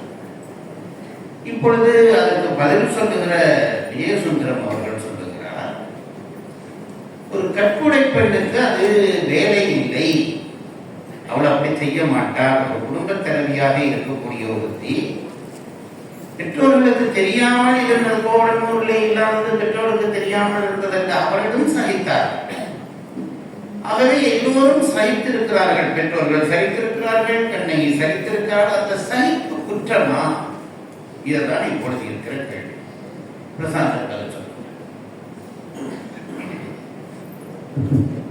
நீதிரசர்களே, நான் மீண்டும் இந்த நீதிமன்றத்துக்கு தெரியப்படுத்துவது என்னுடைய அணியுடைய ஆணித்தரமான கருத்து யாது என்றால், கோவலனை காப்பாற்றுவதற்காக நாங்கள் கண்ணகி குற்றம் செய்தோம். கோவலனுக்கும் எங்களுக்கு எந்த தொடர்பும் கிடையாது. அவர் சொல்கிறார், கற்புடைய ஒரு பெண்ணாக இருந்தால் தூது அனுப்ப மாட்டாள், பெற்றோர்கள் சொல்ல மாட்டாள். நான் இன்னும் ஒன்றும் சொன்னேன், அவர் தக்கவர்களை அழைத்து சென்று கோவலன் நேரடியாக சந்தித்து பேசி அவருடைய மனதை அறிந்திருக்க வேண்டும். அதுவும் செய்ய நான் உதாரணம் காட்டுகிறேன். சட்டத்தரணி விஜயசுந்தரம் அவர்கள் பெரிதும் மதிக்கின்ற சைவ காப்பியம் பெரிய புராணம், காரைக்காலமையுடைய வரலாறு, புனிதவதியாருடைய வரலாறு உங்களுக்கு என்ன நடந்தது? அந்த அம்மையாருடைய தன்மையை உணர்ந்து கொண்டு அவன் வேறொரு பெண்ணோடு வாழ்கிறான். ஆனால் அவனுடைய கருத்தை அறிய வேண்டும், அவன் என்னை மனைவியாக கொள்கிறானா இல்லையா என்று தெரிய வேண்டும் என்று அந்த புனிதவதியார் என்கின்ற அம்மையார் தக்கவர்களை பெரியவர்களை அழைத்து சென்று அவனுடைய இல்லம் சென்று அவனுடைய மனக்கருத்து அறிந்தாரா இல்லையா, சாட்சி இருக்கிறதா இல்லையா, அப்படி ஒரு பெண்மணி வாழ்ந்திருக்கிறாரா இல்லையா, அவரை நாங்கள் தக்கவராக கொள்கிறோமா இல்லையா? காரைக்காலமையார் உறவினர்களை கூட்டிக் கொண்டு அங்கே போனார்களா, உறவினர்கள் காரைக்காலமையாரை கூட்டிக் கொண்டு அங்கே போனார்களா? ரெண்டும். அதாவது காரைக்காலமையார் தான் இந்த முடிவோடு இருக்கிறார், அவருடைய முடிவு தெரிய வேண்டும். அது காரைக்காலமையோட முடிவு தானே. ஆகவே அந்த முடிவு தெரியும் வரைக்கும் நான் எந்த விதமான முடிவை மேற்கொள்ள மாட்டேன் என்று இருந்த காரணத்தினால் உறவினர்கள் சேர்ந்து அழைத்து சென்றார்கள். ஆனால் கண்ணகி தன்னுடைய உறுதிப்பாட்டை வெளிப்படுத்தவில்லை, யாருக்கும் தெரிவிக்கவில்லை. ஏந்தோ நான் கேட்கிறேன், இந்த நாங்கள் பெரிதாக போற்றிருந்த இந்த மாட்சிமைப்பட்ட சிலப்பதிகார காப்பியத்தில் அவள் செய்த ஒரு முயற்சி பதிவாக இருக்கிறதா? ஒரு முயற்சி பதிவாக இருக்கிறதா? நான் கேட்கிறேன், இது ஒரு தவறான முன்னுதாரணம் ஆகிவிடாதா? சிலப்பதிகார காப்பியம் இருக்கட்டும் ஒரு பக்கம், அது கடந்த காலம் வேறு. இதை ஒரு இன்றைய நடைமுறை வாழும் காப்பியமாக இன்று வாழுகின்ற மக்களுக்கு உதாரணமாக காட்டுகிற பொழுது நாங்கள் எத்தகைய நடவடிக்கை எடுக்க வேண்டும் என்கின்ற முன்னுதாரணத்தை காட்டுகிறேன். இப்போ நீங்க சொல்றது சரி, நடைமுறையோடு பார்க்க வேண்டும் என்கிறீர்கள். ஒரு கணவன் ஒரு மனைவியை பிரிந்து இன்னொரு வீட்டிலே தங்குகிறான் என்று வைப்போம். என்ன செய்ய வேண்டும்? இந்த பெண் படிக்கிட்டு ஒரு விளக்கமாக கொண்டு போய் ஹோட்டலில் பிடிச்சு அவனை இழுத்து கொண்டு வர வேண்டும். இது நான் சும்மா ஒரு அப்படி செய்யலாம், கருத்தின்படி செய்யலாம் என்று நினைக்கிறேன். அதனாலே அந்த பெண்ணினுடைய வாழ்வு காக்கப்படுமா? காக்கப்பட்டிருக்கின்றன, பல இடங்களில் காக்கப்பட்டிருக்கிறது. சபை ரெண்டா பிரிந்திருக்கிறதையும் மறந்து போகாதீர்கள். இல்ல, சபை ஒன்றுதான், எங்களோட தான் இருக்கிறது. சபை ரெண்டு இல்லை. சபை ஒன்றாக எங்கள் கட்சியோடு இருக்கிறது. என்ன நாங்கள் உண்மையை பேசுகிறோம், நேர்மையை பேசுகிறோம், தர்மத்தை பேசுகிறோம், நியாயத்தை பேசுகிறோம். இந்த வடமராட்சி மக்கள் நியாயவான்கள் என்று எங்களுக்கு நன்றாக தெரியும். உண்மையை பேசுகிறோம், தர்மத்தை பேசுகிறோம், நீதியை பேசுகிறோம், எல்லாம் கிட்டத்தட்ட ஒன்று.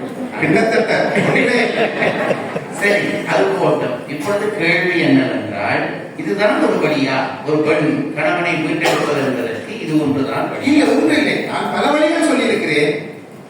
நான் சொல்லும் வழிகள் எதுவுமே பெருமக்களே என்னுடைய கற்பனை வழிகள் இல்லை. நான் ஒவ்வொரு வழிக்கும் இலக்கிய உதாரணம் காட்டுவேன். சங்க இலக்கியத்திலிருந்து காட்டுவேன். தூதரப்பியமைக்கு, பெற்றோருடன் தெரியப்படுத்தியதற்கு, தான் தக்கவர்களோடு சென்று கேட்டதற்கு எல்லா ஆதாரங்களும் இருக்கின்றன. நான் கேட்கிறேன், என்னுடைய இது பணிவான விண்ணப்பம் தான். நான் சண்டை பிடிக்கவில்லை. எதிர்த்தரப்பு வக்கீல்களை பார்த்து கேட்கிறேன், ஏன் ஒரு சின்ன முயற்சி தான் செய்யவில்லை? ஒரு முயற்சி தான் செய்யவில்லை. இது என்னுடைய கேள்வி. நான் அவருடைய மௌனத்தை மதிக்கிறேன். கேள்விக்கு நீங்கள் ஏற்கனவே சொன்னதை விட வேறு ஏதாவது பதில் சொல்ல விரும்புகிறீர்களா? கட்டாயம் சொல்ல வேண்டும் என்பதில் ஏற்கனவே ஒரு பதில் சொல்லி இருக்கிறீர்கள். அதற்கு மேலே உங்களுக்கு வேறு ஏதாவது பதில் சொல்ல வேண்டி இருக்கிறதா? நீதிபதி அவர்களே, சங்க இலக்கியங்களிலிருந்து எதிர்தரப்பு வக்கீல் அவர்கள் உதாரணம் சொன்னார்கள். அப்படி உதாரணம் சொல்வதாக இருந்தால், தன் கணவனை சுமந்து கொண்டு போய் பரத்தியர் வீட்டில் விட்ட ஒரு பெண்ணு நம் சங்க இலக்கியங்களில் இருக்கிறார். எனவே எல்லா சம்பவங்களும் நடந்திருக்கின்றன. காரைக்கால் அம்மையாருடைய கணவனையும் கோவலனுடைய செயலையும் கொண்டு போய் ஒப்பிடுவது முறை அல்ல. அது வேறு விதமான ஒரு காப்பியம், அது வேறு விதமான ஒரு நிகழ்வு. ஆனால் கோவலன் மாதவியிடம் அகப்பட்டு விட்டான். அவனுக்கு இருக்கக்கூடிய விட்டல் இடைஞ்சல்களை கண்ணகி தன் உள்ளத்தால் உணர்ந்து கொண்டிருந்தாள். அதற்கு ஆதாரம் என்னவென்றால், மீண்டும் கோவலன் கண்ணகியிடம் போகின்ற போது அவள் அவனை நிராகரிக்கவில்லை. அப்படி நிராகரித்திருப்பாளாக இருந்தால், எதிர்தரப்பு சட்டத்தரணி அவர்கள் கேட்பது போல ஏன் முதலில் தடுத்து நிறுத்தவில்லை என்ற வாதத்தை முன்வைத்திருக்கிறார். ஆக இந்த நிகழ்வில் ஊடாக நாம் அறியக்கூடியது, இந்த மன்று உணர்ந்து கொள்ளக்கூடியது என்னவென்றால், கண்ணகிக்கு கோவலனுடைய அவலங்கள் அத்தனையும் அவன் அகப்பட்டு விட்டான் மாதவியிடம் என்ற செய்திகளை அவள் உள்ளூர உணர்ந்திருக்கிறாள். இதனால்தான் அவன் மீண்டும் வந்தபோது அவனை ஏற்றுக்கொண்டான். ஏற்றுக்கொண்டதுமல்ல, தன்னுடைய ஒரு சிலம்பை கொடுத்து மீண்டும் வணிகம் செய்து நாம் வாழ்வோம் என்ற முடிவுக்கு வந்தான். ஆகையால் கண்ணகி எந்த வகையிலும் குற்றம் செய்யவில்லை என்பது நம்பாகும்.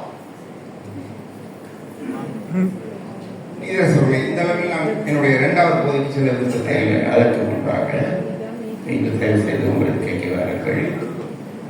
2 குற்றங்கள் சாட்டப்பட்டன. ஒன்று, கண்ணகி தன் கணவனை தன்னிடம் மீட்டெடுக்க எந்த முயற்சியும் செய்யவில்லை. அது பற்றிய ஒரு விசாரணை நடந்து முடிந்திருக்கிறது.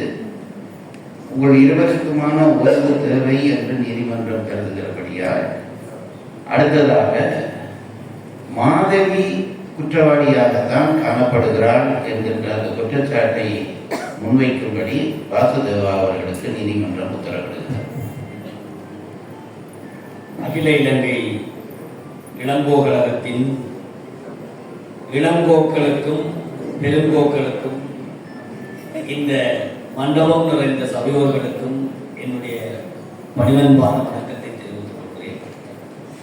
நான் இளங்கோக்கழகத்தின் இளம் போக்கள் என்று சொன்னதை சபை புரிந்து கொண்டிருக்கும்.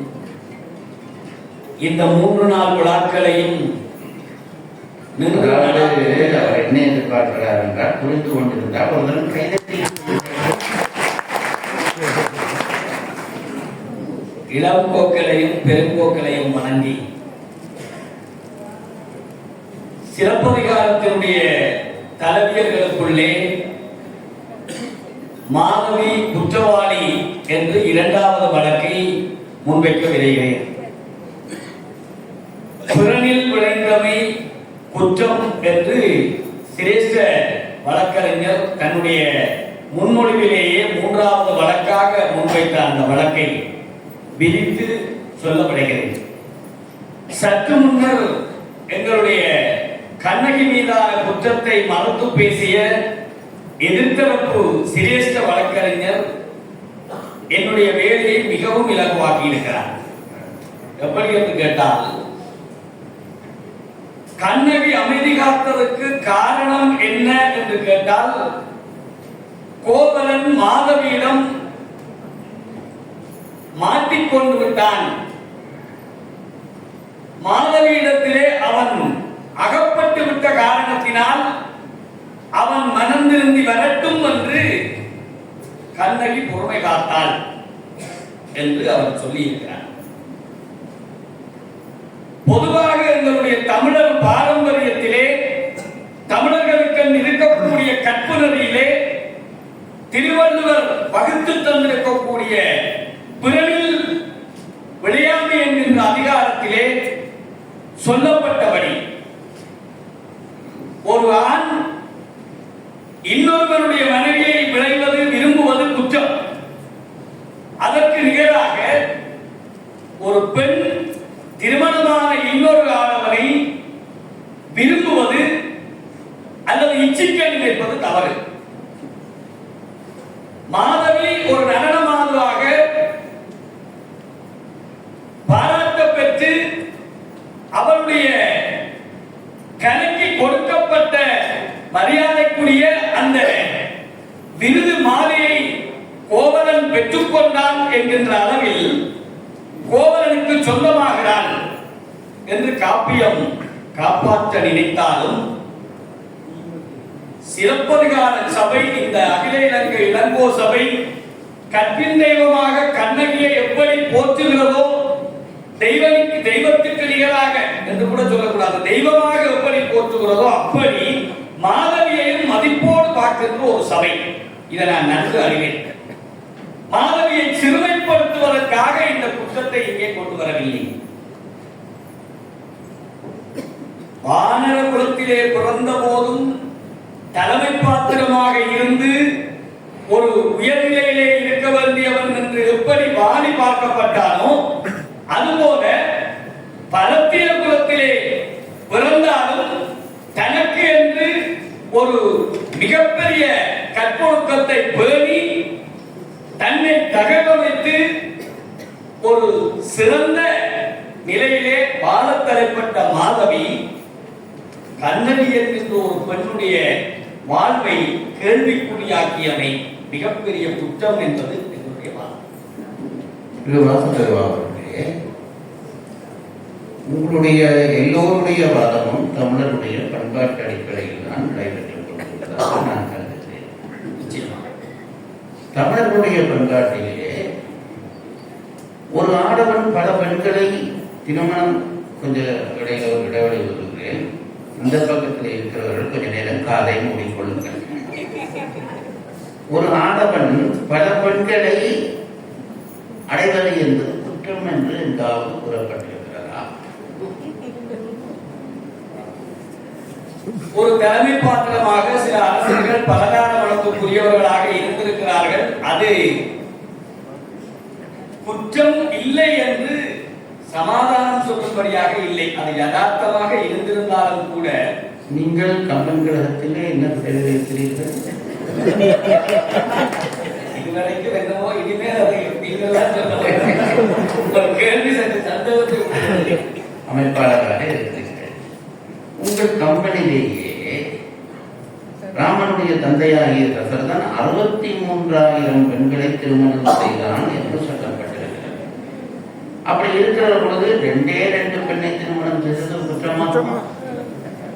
ஐயா, தசரதன் கைலேயி வீட்டில் மட்டும்தான் இருந்தார். கோசலை வீட்டுக்கு போகவே இல்லை. கோசலை கவலையோடு இருந்தால் என்கிற பதிவுகள் ஒன்றும் இல்லை. ஆனால் கண்ணகி மிகவும் கவலையோடு இருந்தால். மாதவி வீட்டிலேயே கோவலன் தங்கிவிட்டார். இது காரணமாகத்தான் காப்பியத்தில் பெரிய ஆபத்துக்கள் எல்லாம் வந்து சேர்ந்தன. இந்த மாதவி என்கின்ற மாதரசி ஒரு நல்ல நடனமாக தனக்கு ஏற்று ஒரு நல்ல ஆடவனை தேர்ந்தெடுத்து, கருணாகரனை போல ஒரு நல்ல அழகான ஒரு ஆடவனை திருமணமாக ஒரு நல்ல ஆடவனை தேர்ந்தெடுத்து திருமணம் செய்திருந்தால் சிலப்பதிகாரத்திலே சிலை வைக்கப்பட்டிருக்கிறது. ஆனால் சுட்டவளம்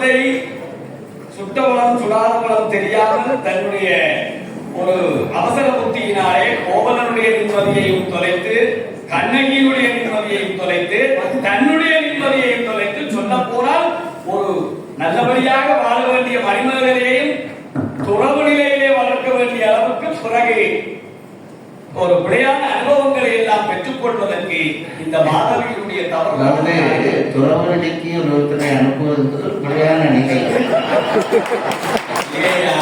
அது மணிமேகலையாக பக்குவப்பட்டு துறவை நாடி இருந்தால் பரவாயில்லை. எனக்கு இப்படி ஒரு பிழையான முன்னுதாரணம் இருந்து விட்டது. நீயும் அப்படி ஒரு முன்னுதாரணத்துக்கு நீதிபதி அவர்களே, வழக்குகளுடைய தீர்ப்புகள் வழங்கப்படுகின்ற பொழுது முன்னர் இடம்பெற்ற வழக்கின் தீர்ப்பை வைத்துக் கொண்டு பின்னர் தீர்ப்பு வழங்கப்படுவது இயற்கை. யாழ்ப்பாணத்தின் நீதிபதிகளிலே நம்பிக்கை இல்லாமல் தான் அந்த கதிர் அவர்கள் கொழும்பில இருந்து உங்களுக்கு எதிர்த்தரப்பு சட்டத்தரணியில் கணக்கு தெரிந்த சிறப்பதி காலத்தை பேசிக் கொண்டிருக்கிறார். என்னுடைய கட்சிக்காராக இருக்கக்கூடிய அவலை பெண்ணாக இருக்கக்கூடிய மாதவியுடைய நிலை தெரியாமல் திருமணம் ஆகாத ஒரு ஆணை திருமணம் செய்திருக்கிறார் என்று பேசுவது எனக்கு வேதனையை தருகிறது. ஏனென்றால் மாதவி 10 பொருத்தம் பார்த்து 9 கிரகம் பார்த்து 8 திக்கில் இருந்து உறவுகளை வரவழைத்து 7 காரணம் சென்று அறுசுவை உணவு படைத்து 5 பூதங்கள் சாட்சியாக 4 வேதம் 3 முடித்து போட்டு 2 மனங்களை ஒரு மனமாக்கக்கூடிய திருமணம் செய்யவில்லை. திருமணம் செய்யவில்லை, எல்லாம் செய்து கடைசியா பூச்சியமாக மாதவி கைத்தொலைபேசியில் மிஸ்கோல் அடித்து காதலிக்கவில்லை. மாதவி கைத்தொலைபேசியில் SMS போட்டு கோவலனை பிடிக்கவில்லை. எதிர்த்தரப்பு வழக்கறிஞர் இந்த வழக்கை விரும்புகின்றார். நான்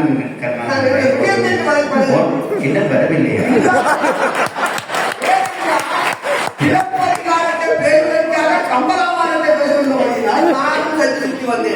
மாதவிக்கு திருமணம் நிச்சயித்தது அந்த அரசனாக வழங்கப்பட்ட 1008 பொற்கடங்கு மாலையை யார் வாங்குகிறாரோ அவன் திருமணம் செய்யலாம் என்று சொல்லப்பட்டது. அவர திருமணம் செய்யாத ஒரு ஆண் வாங்கி இதை திருமணம் செய்ய வேண்டும் என்று விளம்பரங்கள் பதிவு செய்யவில்லை. ஆகவே அந்த மாலையை கூலியிடம் வாங்கிக் கொண்டு கோவலன் வந்து மாதவுடன் வாழும் வரை மாதவிக்கு கோவலன் திருமணம் ஆனவனா இல்லையா தெரியாத ஒரு அவலப்பெண் இளங்கோவனுக்கு பதிவு செய்கிறார். எப்படி என்றால் விடுத்தல் அவியா விருப்பினராக அங்கே இருக்கிறார். கண்ணகி கேட்கிறார், போற்றா ஒழுக்கம் புரிந்தீர் என்று. யாரை குற்றமெல்லாம் போல அறுசுவை உணவிருக்க சாம்பாருக்கு ஆசைப்பட்டு போன பயனாக அந்த தமிழர் குலமாக இருந்தாலும் குப்பைக்குள்ளேதான் கூண்டு மணி இருக்கிறவர்களுக்கு நிரூபித்தவர்கள் அவர்கள். தமிழிலே இருக்கின்ற பஞ்சகஞ்சர்களில் மாதவி, கண்ணகி, பாண்டாதி, சீதை, சாவித்திரி வெண்ணி பெருங்கற்ற யாவுட கைப்பெண்ணும் திண்மை உண்டாக பெறும் என்று வள்ளுவர் பேசினார். அதனாலே பஞ்சகஞ்சர்களை இன்றைக்கு மாதவியை வைத்திருக்கிறோம் என்று வழியினாலே தயவு செய்து கோவலன் செய்த பிழையை கொண்டு வந்து இன்றையிலிருந்து வைத்திருக்கிறோமா?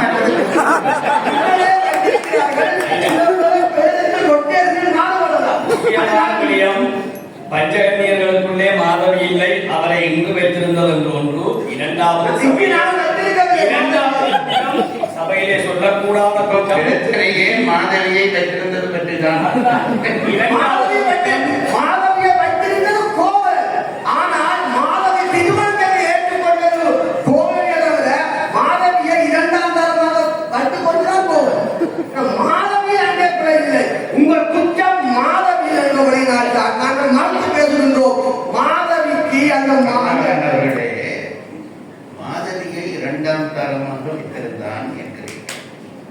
கேள்வி, மாதவியை இவன் 2ஆம் தரமாக திருமணம் செய்து அவனை மனைவியாக ஏற்றான். இல்லை இல்லை, அந்த 1008 பொற்களைஞர் கொடுத்த அந்த மாலையை வாங்குவதற்கு மாதவியை கொடுப்பதாக சொல்லியிருந்தபடியினாலே அதை வாங்கிக் கொண்டு வந்து மாதவியோடு வாழ்கிறார்.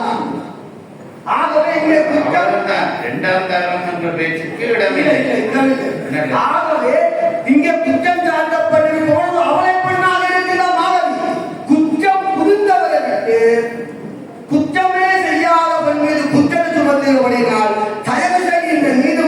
இடத்திலே என்னுடைய கட்சிக்காராக இருக்கிற மாதவி நிரபராதி என்று அவள் புலனில் விளையவில்லை என்று தீர்ப்பு வழங்க வேண்டும் என்று கனம் கோட்டா அவர்களை ஒரு நியாயமான கோரிக்கையை முன்வைக்க முடியாத பட்சத்தில் மன்றாடித்தான் கேட்க வேண்டும். நீதியை மன்றாடி பெற்றுக் கொள்வது ஒன்றும் கீழ்த்தரமான செயல் கிடையாது. உங்களை போல அபாண்டமாக அப்படியானால் நீதியை மன்றாடி கேட்டால் தான் எங்களுடைய நீதியரசர் தருவார். ஒரு நீதி தெரியாதவரா? நீதியை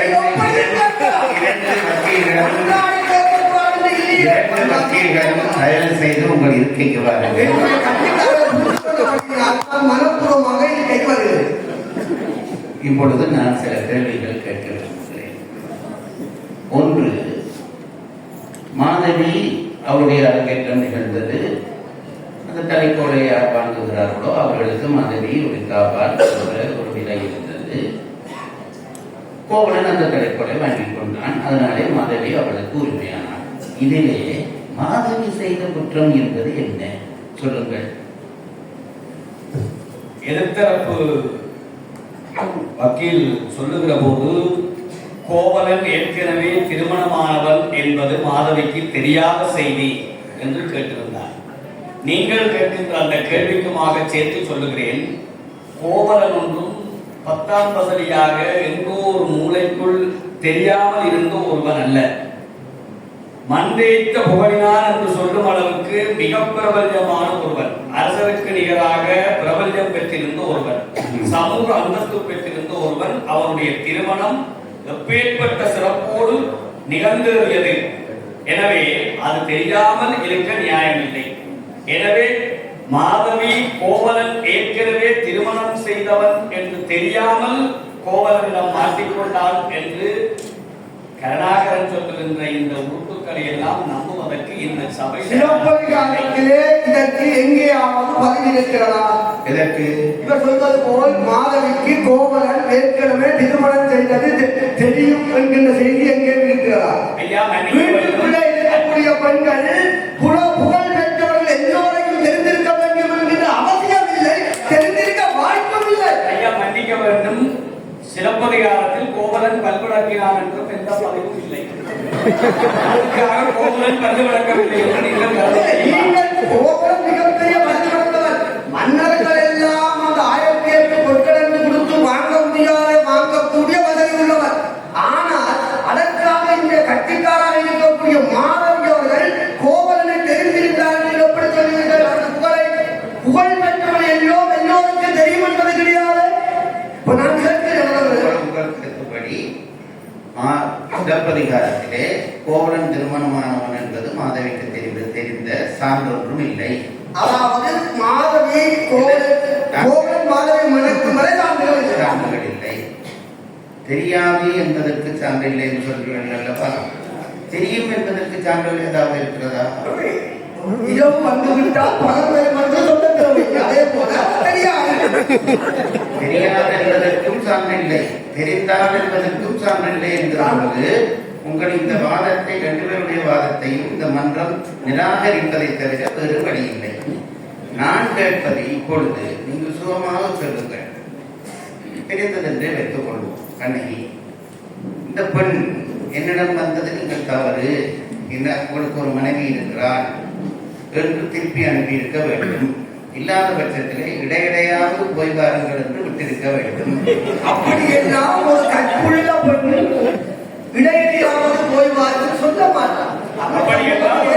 அப்படி எல்லாம் ஒரு கற்புள்ளவன் ஒரு இன்னொருவருடைய மனைவியை அப்போஸ் பண்ணி கொள்வார். கோவலன் வந்து அந்த மாலை வாங்கிக் கொண்டு மாலையோட கூறும் வரை மாதவிக்கு கோவலன் கண்ணகி கணவன் கொள்வதான எந்தெந்தமான பதிவும் இல்லை. சரி, தெரிந்த பிறகு என்ன செய்திருக்க வேண்டும்? கருணாகரன் அவர்களே, உங்களுடைய உள்ள கல்வி இப்பொழுது கோவலனுக்கு தான் மாதவியை கோவலன் மறந்து வாழ்கிறார். ஆகவே இப்பொழுது மாதவிக்கு கோவலன் கஷ்டம். அவர் வேண்டிய அவசியம் கிடையாது.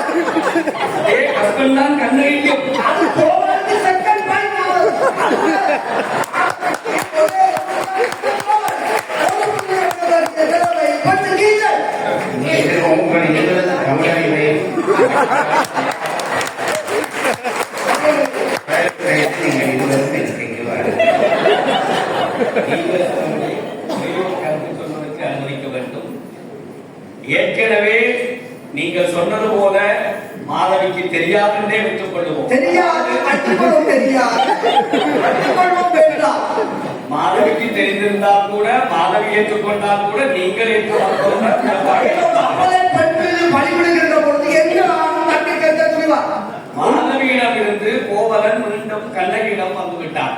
அந்த அளவிலாவது மாதவி என்ன செய்திருக்க வேண்டும்? மாதவிக்கு ஒரே ஒரு கணவன் கோவலன், மாதவி தூது விட வேண்டிய அப்படி என்றால் கண்ணகிக்கு 4 கணவர்கள் கொடுப்பார். மாதவியை கணவன் பிரிந்து போன இடத்திலே தூது விட வேண்டிய கண்ணகியினுடைய நிலை தூது விடாமல் இருக்கிறார். மாதவி தூது விடுகிறார். இது ஒன்றும் தவறு கிடையாது.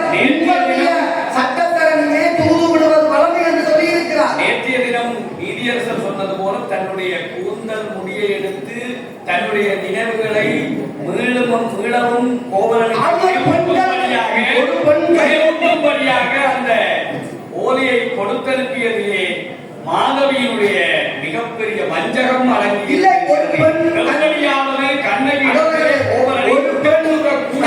கணவனுக்கு எதை கொடுத்தால் தன் ஞாபகம் உடனடியாக வருவதற்காக எதையும் ஞாபகப்படுத்தலாம். அதை பேசுகின்ற உண்மை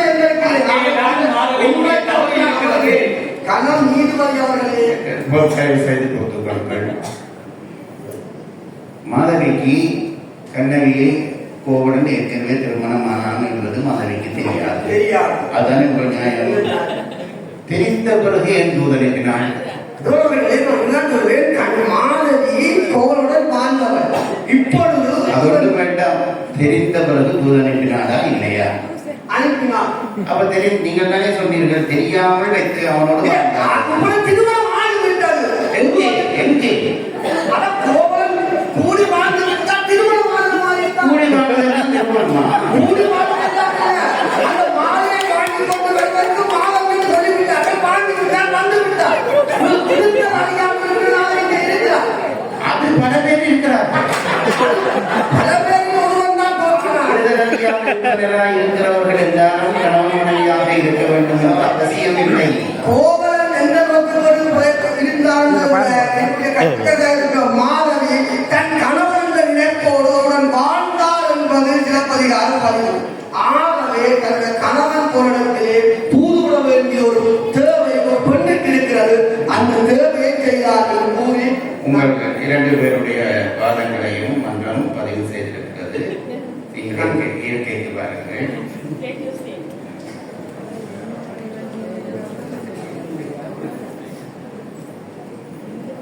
பெரியோர்களே, 3 வழக்குகளை விசாரிப்பதற்காக இந்த நீதிமன்றம் கூட்டப்பட்டது. ஆனால் வக்கீல்களுடைய முன்னறிவும் வாதத்திறமையும் இந்த வழக்கை ஆராய்கிற அவர்களுடைய முயற்சியை ரொம்ப நீட்டித்து விட்ட காரணத்தினால் இந்த விழாவிலே 2 வழக்கை மட்டும் விவாதிக்கப்பட்ட 2 வழக்கை பற்றி மட்டும் தீர்ப்பு சொல்லி 3வது வழக்கை அடுத்த விழாவுக்கு தள்ளி வைக்கலாம் என்று இந்த மன்றம் கருதுகிறது. முதலிலே கண்ணகி ஏன் தன் கணவனை மீட்டெடுக்க விரும்பவில்லை? ஒரு பெரிய சிக்கலான கேள்வி. ஒரு பெண்ணினுடைய கடமையை வகுக்கிற பொழுது திருவள்ளுவர் சொன்னார், தற்காத்து தற்கொண்டார் பேணி தலை சார்ந்த சொற்காத்து சோர்விலார் பெண். ஒரு பெண் முதலிலே தன்னை காத்துக் கொள்ள வேண்டும். தற்காத்து தற்கொண்டார் பேணி. தற்கொண்டார் பேணி என்பதற்கு என்ன அர்த்தம் என்றால் தன்னை கொண்ட கணவனை பேணி நடக்க வேண்டும். அதுதான் அதற்கு அர்த்தம். தலை சார்ந்த சொற்காத்து என்றால் தன் கணவனுடைய குடும்ப பெருமை தன் பெருமை 2ம் காக்க வேண்டும். இதை தொடர்ந்து செய்ய வேண்டும். அதான் சோர்விலார் பெண்.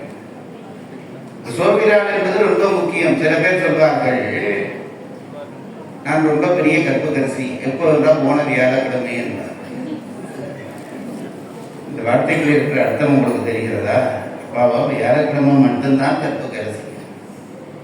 ஒரு கற்புக்கரசி என்பவள் தொடக்கத்திலே இருந்து உயிர் பிரியும் வரைக்கும் கற்புக்கரசியாக தன்னை நிலைநிறுத்த வேண்டும். இந்த கதை பற்றி நாங்கள் இப்போ 3 நாள் தொடர்ந்து பேசிக் கொண்டிருக்கிறோம். கண்ணகியிடம் ஏதாவது குறை கண்டு கோவலன் மாதவியிடம் போனானா என்றால் இல்லை. அது தெளிவாக சிலப்பதிகாரம் சொல்கிறது. கோவலனே தன்னை மறந்து கண்ணகியை புகழ்கிறான். திருமணமான உடனே முதல் நாள் இரவு முடிகிறது, முதலிரவு முடிகிறது, ரொம்ப புகழ்கிறான். மாசல் பொண்ணே, வளம்புரி முத்தே, காசரிமலையே, கனியே, தேனே என்றெல்லாம் பாராட்டி தருகிறான்.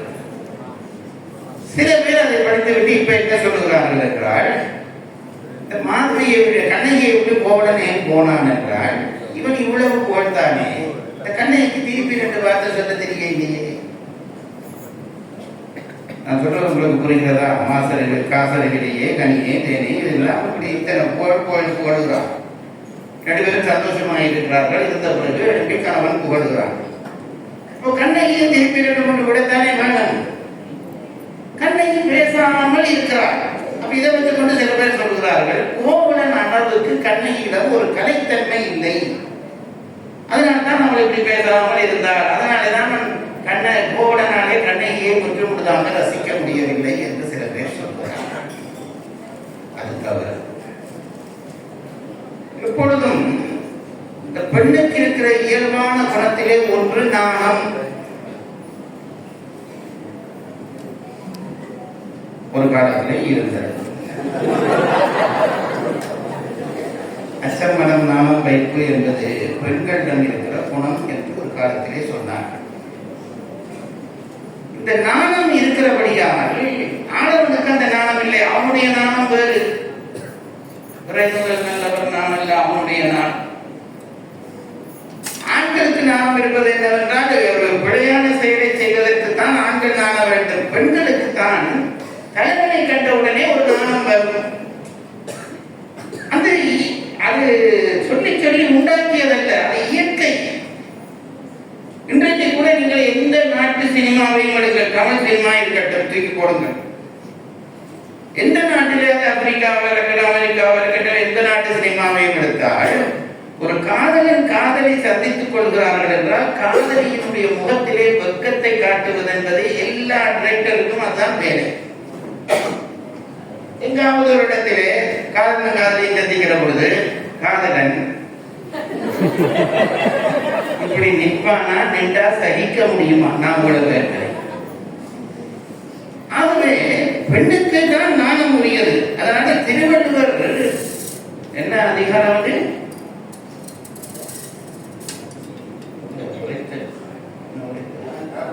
நலன்புனைந்துரைத்தல் என்று ஒரு அதிகாரம். அந்த அதிகாரத்தில் என்ன என்றால், தலைவன் தலைவியும் சேர்ந்து விடுகிறார்கள். சேர்ந்து விட்ட பிறகு இந்த தலைவன் தலைவியை புகழ்வான். நீ அப்படிப்பட்டவள், இப்படிப்பட்டவள், இப்படி மாசல், அது என்ன வானத்தில் வந்தவளோ அப்படி இப்படின்னு அடித்து தருவான்.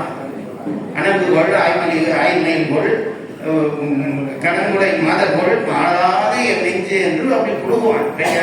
சந்தோஷமா இருந்த கடிதம் மனைவியை புகழ்வான். 9க்கு 10 குரலும் முடிஞ்சது.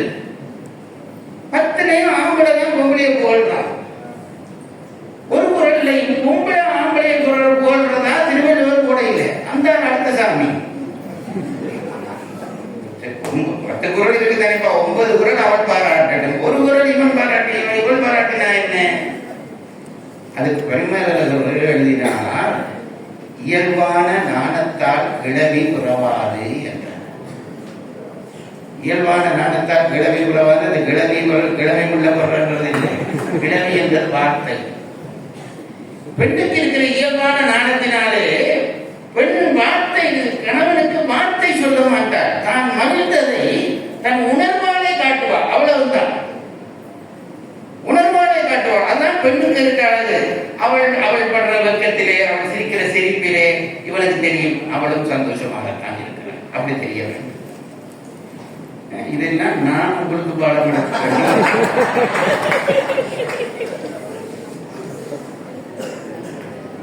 அதனாலேதான் இந்த இவ்வளவு புகழ்ச்சி சொல்லவும் கண்ணகி ஒரு வார்த்தை பேசவில்லை.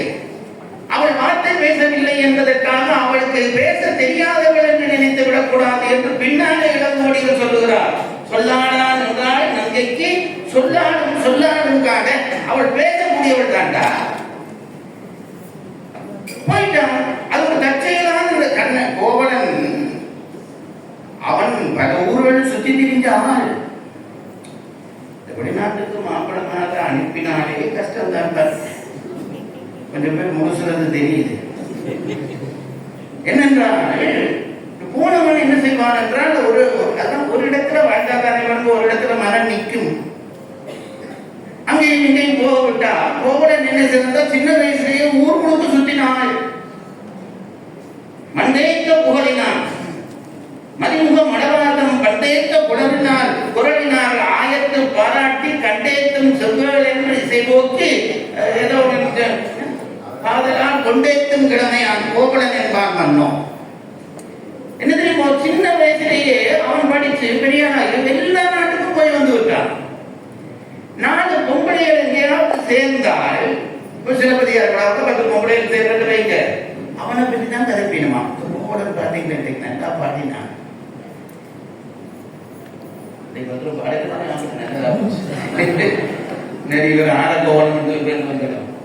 அப்படி அந்த பண்டைய குரலினால் ஆயத்து பாராட்டி இவன் முருகனுக்கு சமமான அழகானவன் என்று போற்றுகிறவன் இந்த கோவலன் என்றார் இளங்கோவடி. அவன் சின்ன வயசுலயே அவனுக்கு இந்த பொம்பளையின் மத்தியில ஒரு மதிப்பு இருந்திருக்குது, அது தெரியுது. பிறகு நான் நேற்று சொன்னேன் என்று நினைக்கிறேன், சிறப்பு மிக்க போகிறான் மதுரைக்கு. இந்த இளங்கோவடியில் விளையாட்டு பாருங்க, சிறப்பு மிக்க போனாங்க போகணும், விக்கிர சந்தைக்கு போகணும். இவன் பரத்தையர் வீதி வழியாக போனான் என்று அவர் பாடினார். இவருக்கு அப்படி அந்த டேஸ்ட் இருந்திருக்கின்றதை குறிப்பாக காட்டிட்டு போயிட்டார், அவ்வளவுதான். அப்ப இவன் அப்படி போயிருக்கான், தப்பில்லை. அவன்கிட்ட செல்வம் இருந்தது, பணம் இருந்தது, கலைத்தன்மை இருந்தது, எல்லாருடையும் போகையில் பாருங்க. அவன் தன் கருத்துக்குரிய ஒரு பெண்ணை தான் விரும்பினான், அதை நாம் எடுத்துக்கொண்டாக வேண்டும். விக்ரமாதித்தன் கதையில் ஒரு கதை வரும். என்ன கதை தெரியுமோ? பட்டி விக்ரமாதித்தன் என்று மந்திரியும் ராசாவும் ஊர்வலமாக போவார்கள். ஊர்வலமாக போனா எல்லாரும் ராசாவை பூ போட்டு பாராட்டுவார்கள். பாராட்டினாலும் ஒரு வீட்டு வாசல்ல ஒரு பரத்தை நின்றார். பரத்தை நின்றார் என்றால் படவோடு பாடுகிறவர் என்று அர்த்தம். பரத்தை நின்றார். அவளை பார்த்தா உடம்பெல்லாம் புண், உடம்பெல்லாம் புண், சீராக கடியில் இதயம் நிற்குது. அவளே சிங்கமா இருக்கிறார். பரத்தையில் ஒட்டியா அவளை நிற்கிறார். இந்த மந்த ராசா கேட்டான், இவன்கிட்ட கூட ஒருத்தன் போவானடா, அவளை அசிங்கமா இவள்கிட்ட கூட ஒருத்தன் போவானான்னு கேட்டான். மந்திரி சொன்னான், கட்டி நான் சொல்றேன் கொஞ்சம் பொருள் என்றான். இப்படியே ஊர்வலம் வருது. ஒரு இடத்துல வர்ற பொழுது ஒரு பெரிய கணவன் ஜமீன்தார் அவன் என்ன செய்தான், ராசா வந்து ஊர்வலம் நடக்குது. அவன் வெட்டில போடுறதுக்கு இந்த சுண்ணாம்பு இருக்கு, இந்த சுண்ணாம்பு கரண்டாலும் என்னமோ சொல்றது, சுண்ணாம்பு போடுற ஒரு டின் வச்சிருப்பாரு, அது கிடந்தது.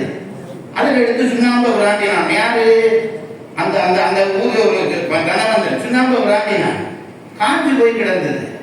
அவன் என்ன செய்தான், டக்குன்னு கீழே குடிச்சு பக்கத்துல வாய்க்கால் ஓடிச்சு. அந்த வாய்க்கால் தண்ணியை விட்டு சுண்ணாம்பு பூசினான் இடத்திலே. பட்டி சொன்னான், இவன் தான் அங்க போற ஆளு, இவன் தான் அங்க போற ஆளு. இது கதையில இருக்கு பாருங்க, இதெல்லாம் நீங்க படிக்கணும் கட்டாயமா. அப்ப என்ன தெரியுமோ, சில பேர் இருக்கிறான் சும்மா பெண்ணா செய்ய தெரியுமா. கோவலன் அப்படிப்பட்டவன், கோவலன் அப்படிப்பட்டவன். இவனுடைய கதையை பார்த்தான், மயந்து போனான், போயிட்டான். கல்யாணம் கட்டி கல்யாணம் கட்டி கிடையாது, கல்யாணம் கட்டுற பிரச்சனை ஒரு பெரிய பிரச்சனை கரெக்டா இருந்தது. கல்யாணம் கட்டையிலேயே தவிர கட்டிய மாதிரிதான். எப்படி சொல்கிறேன் என்று கேட்டால், ஒரு காலமும் பரத்தையர் வீட்டுக்கு போகிற ஆண்கள் அங்கு பிறக்கிற பிள்ளைகளுக்கு தங்கள் குலதெய்வத்தினுடைய பெயர் வைப்பதில்லை, வைக்க மாட்டார்கள். பரத்தையர் வீட்டிலே போய் ஒரு பெண் ஒரு ஆடவன் பிள்ளை பெற்றுட்டா அந்த பிள்ளைக்கு குலதெய்வத்தினுடைய பெயர் வைக்க மாட்டார்கள். மணிமகளை என்று பெயரை வைத்தாங்க கோவலன். அப்ப அதுல இருந்தே நமக்கு என்ன தெரிகிறது, அவன் அவளை மனைவி போலதான் நினைத்தான். என் கட்டையிலேயே தவிர மனைவி போல நினைத்திருந்தான். அவ்வளவு உயர்ந்தவள் தான் மாதிரி. அவளுடைய குணத்துக்கு எந்த குறைவும் இல்லை. இப்போ இந்த பக்கம் கண்ணகி, இந்த பக்கம் மாதிரி. இந்த இளங்கோவடியில் பண்றாங்க ஒரு வேலை, மாதவியோட இருக்கிறான் கோவலன் என்ன சொன்னார் தெரியுமா? இங்க திருப்பி திருப்பி சொன்னார்கள், விடுதல் அறியா விருப்பினாயினான். இந்த வாட்டை விடையல்லவா? விடுதல் அறியா விருப்பினான் என்றால் விடவேணும் மனம் நினைக்குது, விட முடியல அர்த்தம். கண்ணகியை நேசித்திருந்தபடியாலே அவனால விட்டுட்டு கண்ணகிட்ட போகணும்னு அவன் மனம் நினைக்குது. விடுதல் அறியா விருப்பினன் இவரையும் விட முடியல. இதை ரொம்ப கெட்டித்தனமா காட்டுறாரு. அப்ப இவர் போக முடியல. சந்தர்ப்பம் வருகிறது. கேள்வி கேட்டார்களே, கண்ணகி போயிருக்க வேண்டும், அம்மா தூது அனுப்பியிருக்க வேண்டும், 4 பேரோட போய் சண்டை பிடிச்சிருக்க வேண்டும். இதெல்லாம் நம்ம போக முடியல. எல்லாரும் ஜெயிக்காங்க. புரிதல் போய் பக்கத்து ஊர்ல ஒரு வீட்டுல இருக்கிறாங்க, ஒரு வீட்டுல இருக்கிறாண்டா விட்டுடுவோமா?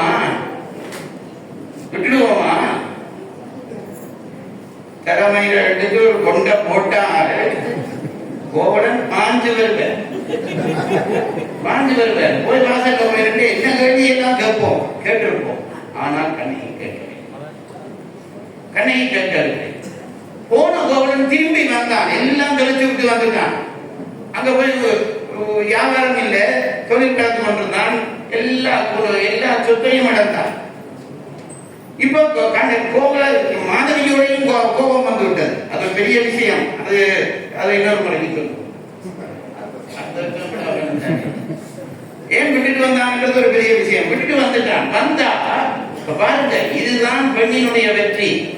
விட்டு பிரிஞ்சு போனான் அல்லவா, அங்க போய் இருந்தான் அல்லவா, எப்ப மாதவி சரிச்சாலோ நேர கண்ணகி விட்டுட்டு வந்துட்டான். அப்ப என்ன ஆயிருக்கு? அந்த கண்ணகி காந்தம் இவனை இழுத்துக் கொண்டே இருந்திருக்கிறது. மாதவி காந்தம் பிடிச்சு வச்சிருந்திருக்கிறது. அது எப்ப விட்டதோ திரும்பி ஓடி வந்துட்டான். இங்க கண்ணகி வந்த உடனே எல்லாம் இழந்துட்டேன் என்றான். அவள் சில கூட கொள்மின் என்றான். கூட்டிக் கொண்டு போனான். இதெல்லாம் நம்ம பெண்கள் செய்வார்களா? போய் அங்க இருந்து எல்லாத்தையும் நாசமாக்கு போட்டு இங்க வந்து இப்ப என்ன என்று கேட்கிறியா? ஒரு சாமானம் கிடையாது, ஒரு நாடு கிடையாது. அப்படித்தானே நாங்கள் வச்சிருப்போம். கண்ணகி சிலப்புல கொள்மின் என்றான். இதெல்லாம் நாங்கள் செய்யக்கூடியதெல்லாம் கண்ணகி செய்யவில்லை. சண்டை பிடிக்க போனாங்க. பிரசாதம் சொன்னாலும் எத்தனை பேர் நல்லா கைதட்டி செஞ்சது. அந்த கைதட்டெல்லாம் யாருக்கு பிரசாதம் இல்லை, அந்த பக்கத்துல இருக்கிறார்களுக்கு நடந்தா இதுதான் நடக்கும். இந்த கைதட்டு எல்லாம் வந்து அவ இவர் எல்லாம் மறந்தார். எல்லாம் நாங்கள் செய்யக்கூடிய ஒன்றும் செய்ய இல்லை. போய் அந்த மதுரையிலே சேர்ந்தார். கோவலனுக்கு கருத்தை விட்டினார். புறத்தை ஊர் வெளிநாடு கனடாவுக்கு போயிடாது வச்சுக் கொள்ளுங்க. அங்க போய் புதுதான குற்றவாளி என்று கடத்த வெட்டினார். நாங்க மிச்சம் எல்லா நேரத்திலையும் நம்மிட சண்டை பிடிப்பினோம். மிச்சம் எல்லா நேரத்திலையும் சண்டை பிடிப்பினோம். வேற்று நாட்டில் போய் முதல்ல கடத்த விட்டுட்டா ஐயோ நான் என்ன சேர்ந்து உட்கார்ந்து அழ தொடங்கிடுவோம். கண்ணகி அதுக்கு பிறகுதான் தான் யார் என்று காட்டினார். புறத்தியூர் புறத்தி ராஜா நடந்தது பிள்ளைகளை எடுத்து சிலம்பன் என்று நான் சொன்னேனே, நேரா போய் அரசனை நின்று ஒரு ஆண்டு ஆட்டினாலே அதுதான் கண்ணகி. நம்முடைய தமிழ் பாரம்பரியம் என்னவென்றால் கணவனை தன் கைவேயப்பட வைத்திருக்கிறது என்பது அன்பினாலே தவிர இந்த அடிபாடுகளாலே வைத்திருக்க முடியாது. வைத்திருந்த அவன் அங்கே ஓடுவான். அன்பினாலே ஒரு கணவனை தன்மையப்படுத்தி விட்டால் பிறகு அசைய மாட்டான். அப்படித்தான் கண்ணகி காத்திருந்தார். சந்திரகுண்டம் சூரிய குண்டத்தில் போய் தீர்க்கமாடினால் கணவன் வருவான் என்ற தோடி சொன்னவனே மறுத்துட்டார். எனக்கு என்ன பெருமை இருக்கு? சாமி வந்து எனக்கு புரிதனை கொடுத்ததா? எந்த புரிதல் இந்த அன்பினாலே எனக்கு வர வரும் என்று கேட்டாலே அந்த அன்பினுடைய உயர்வை நாம் மறக்க முடியாது.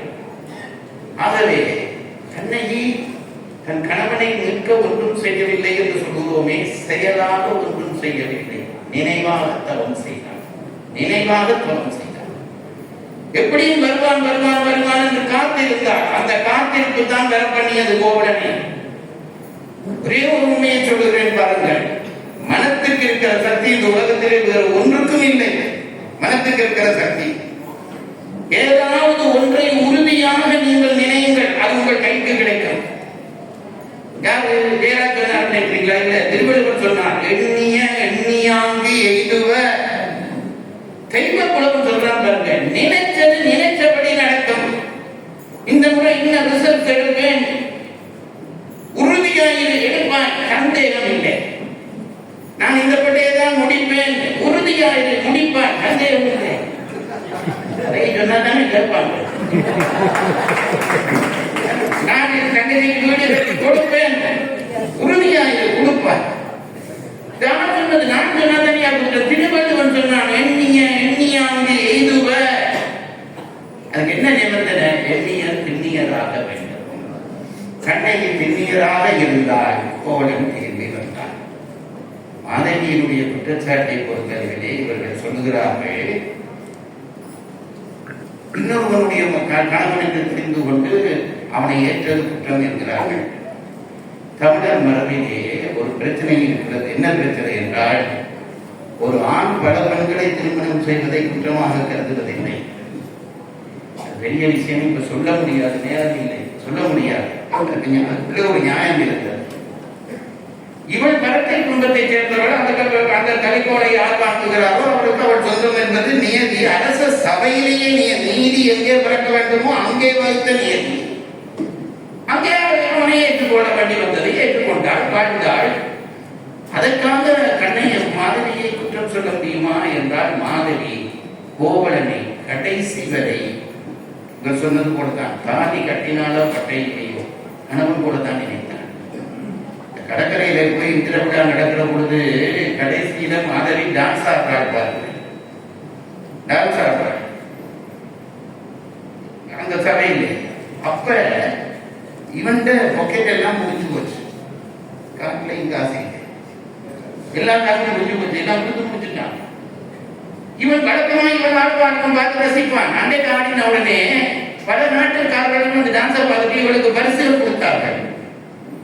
அதனால் வரைக்கும் பொறாமைப்படாத கோபப்படாத கோவலன் மனம் துடிச்சது. என்னட்ட காசு இல்லைன்னா இவையில் எல்லாரும் கொடுக்கணும் அப்படின்னு நினைச்சது ஆம்பளை பணம். அவள் அப்படி நினைச்சுட்டாங்க, அது ஒன்றும் பண்ண முடியல.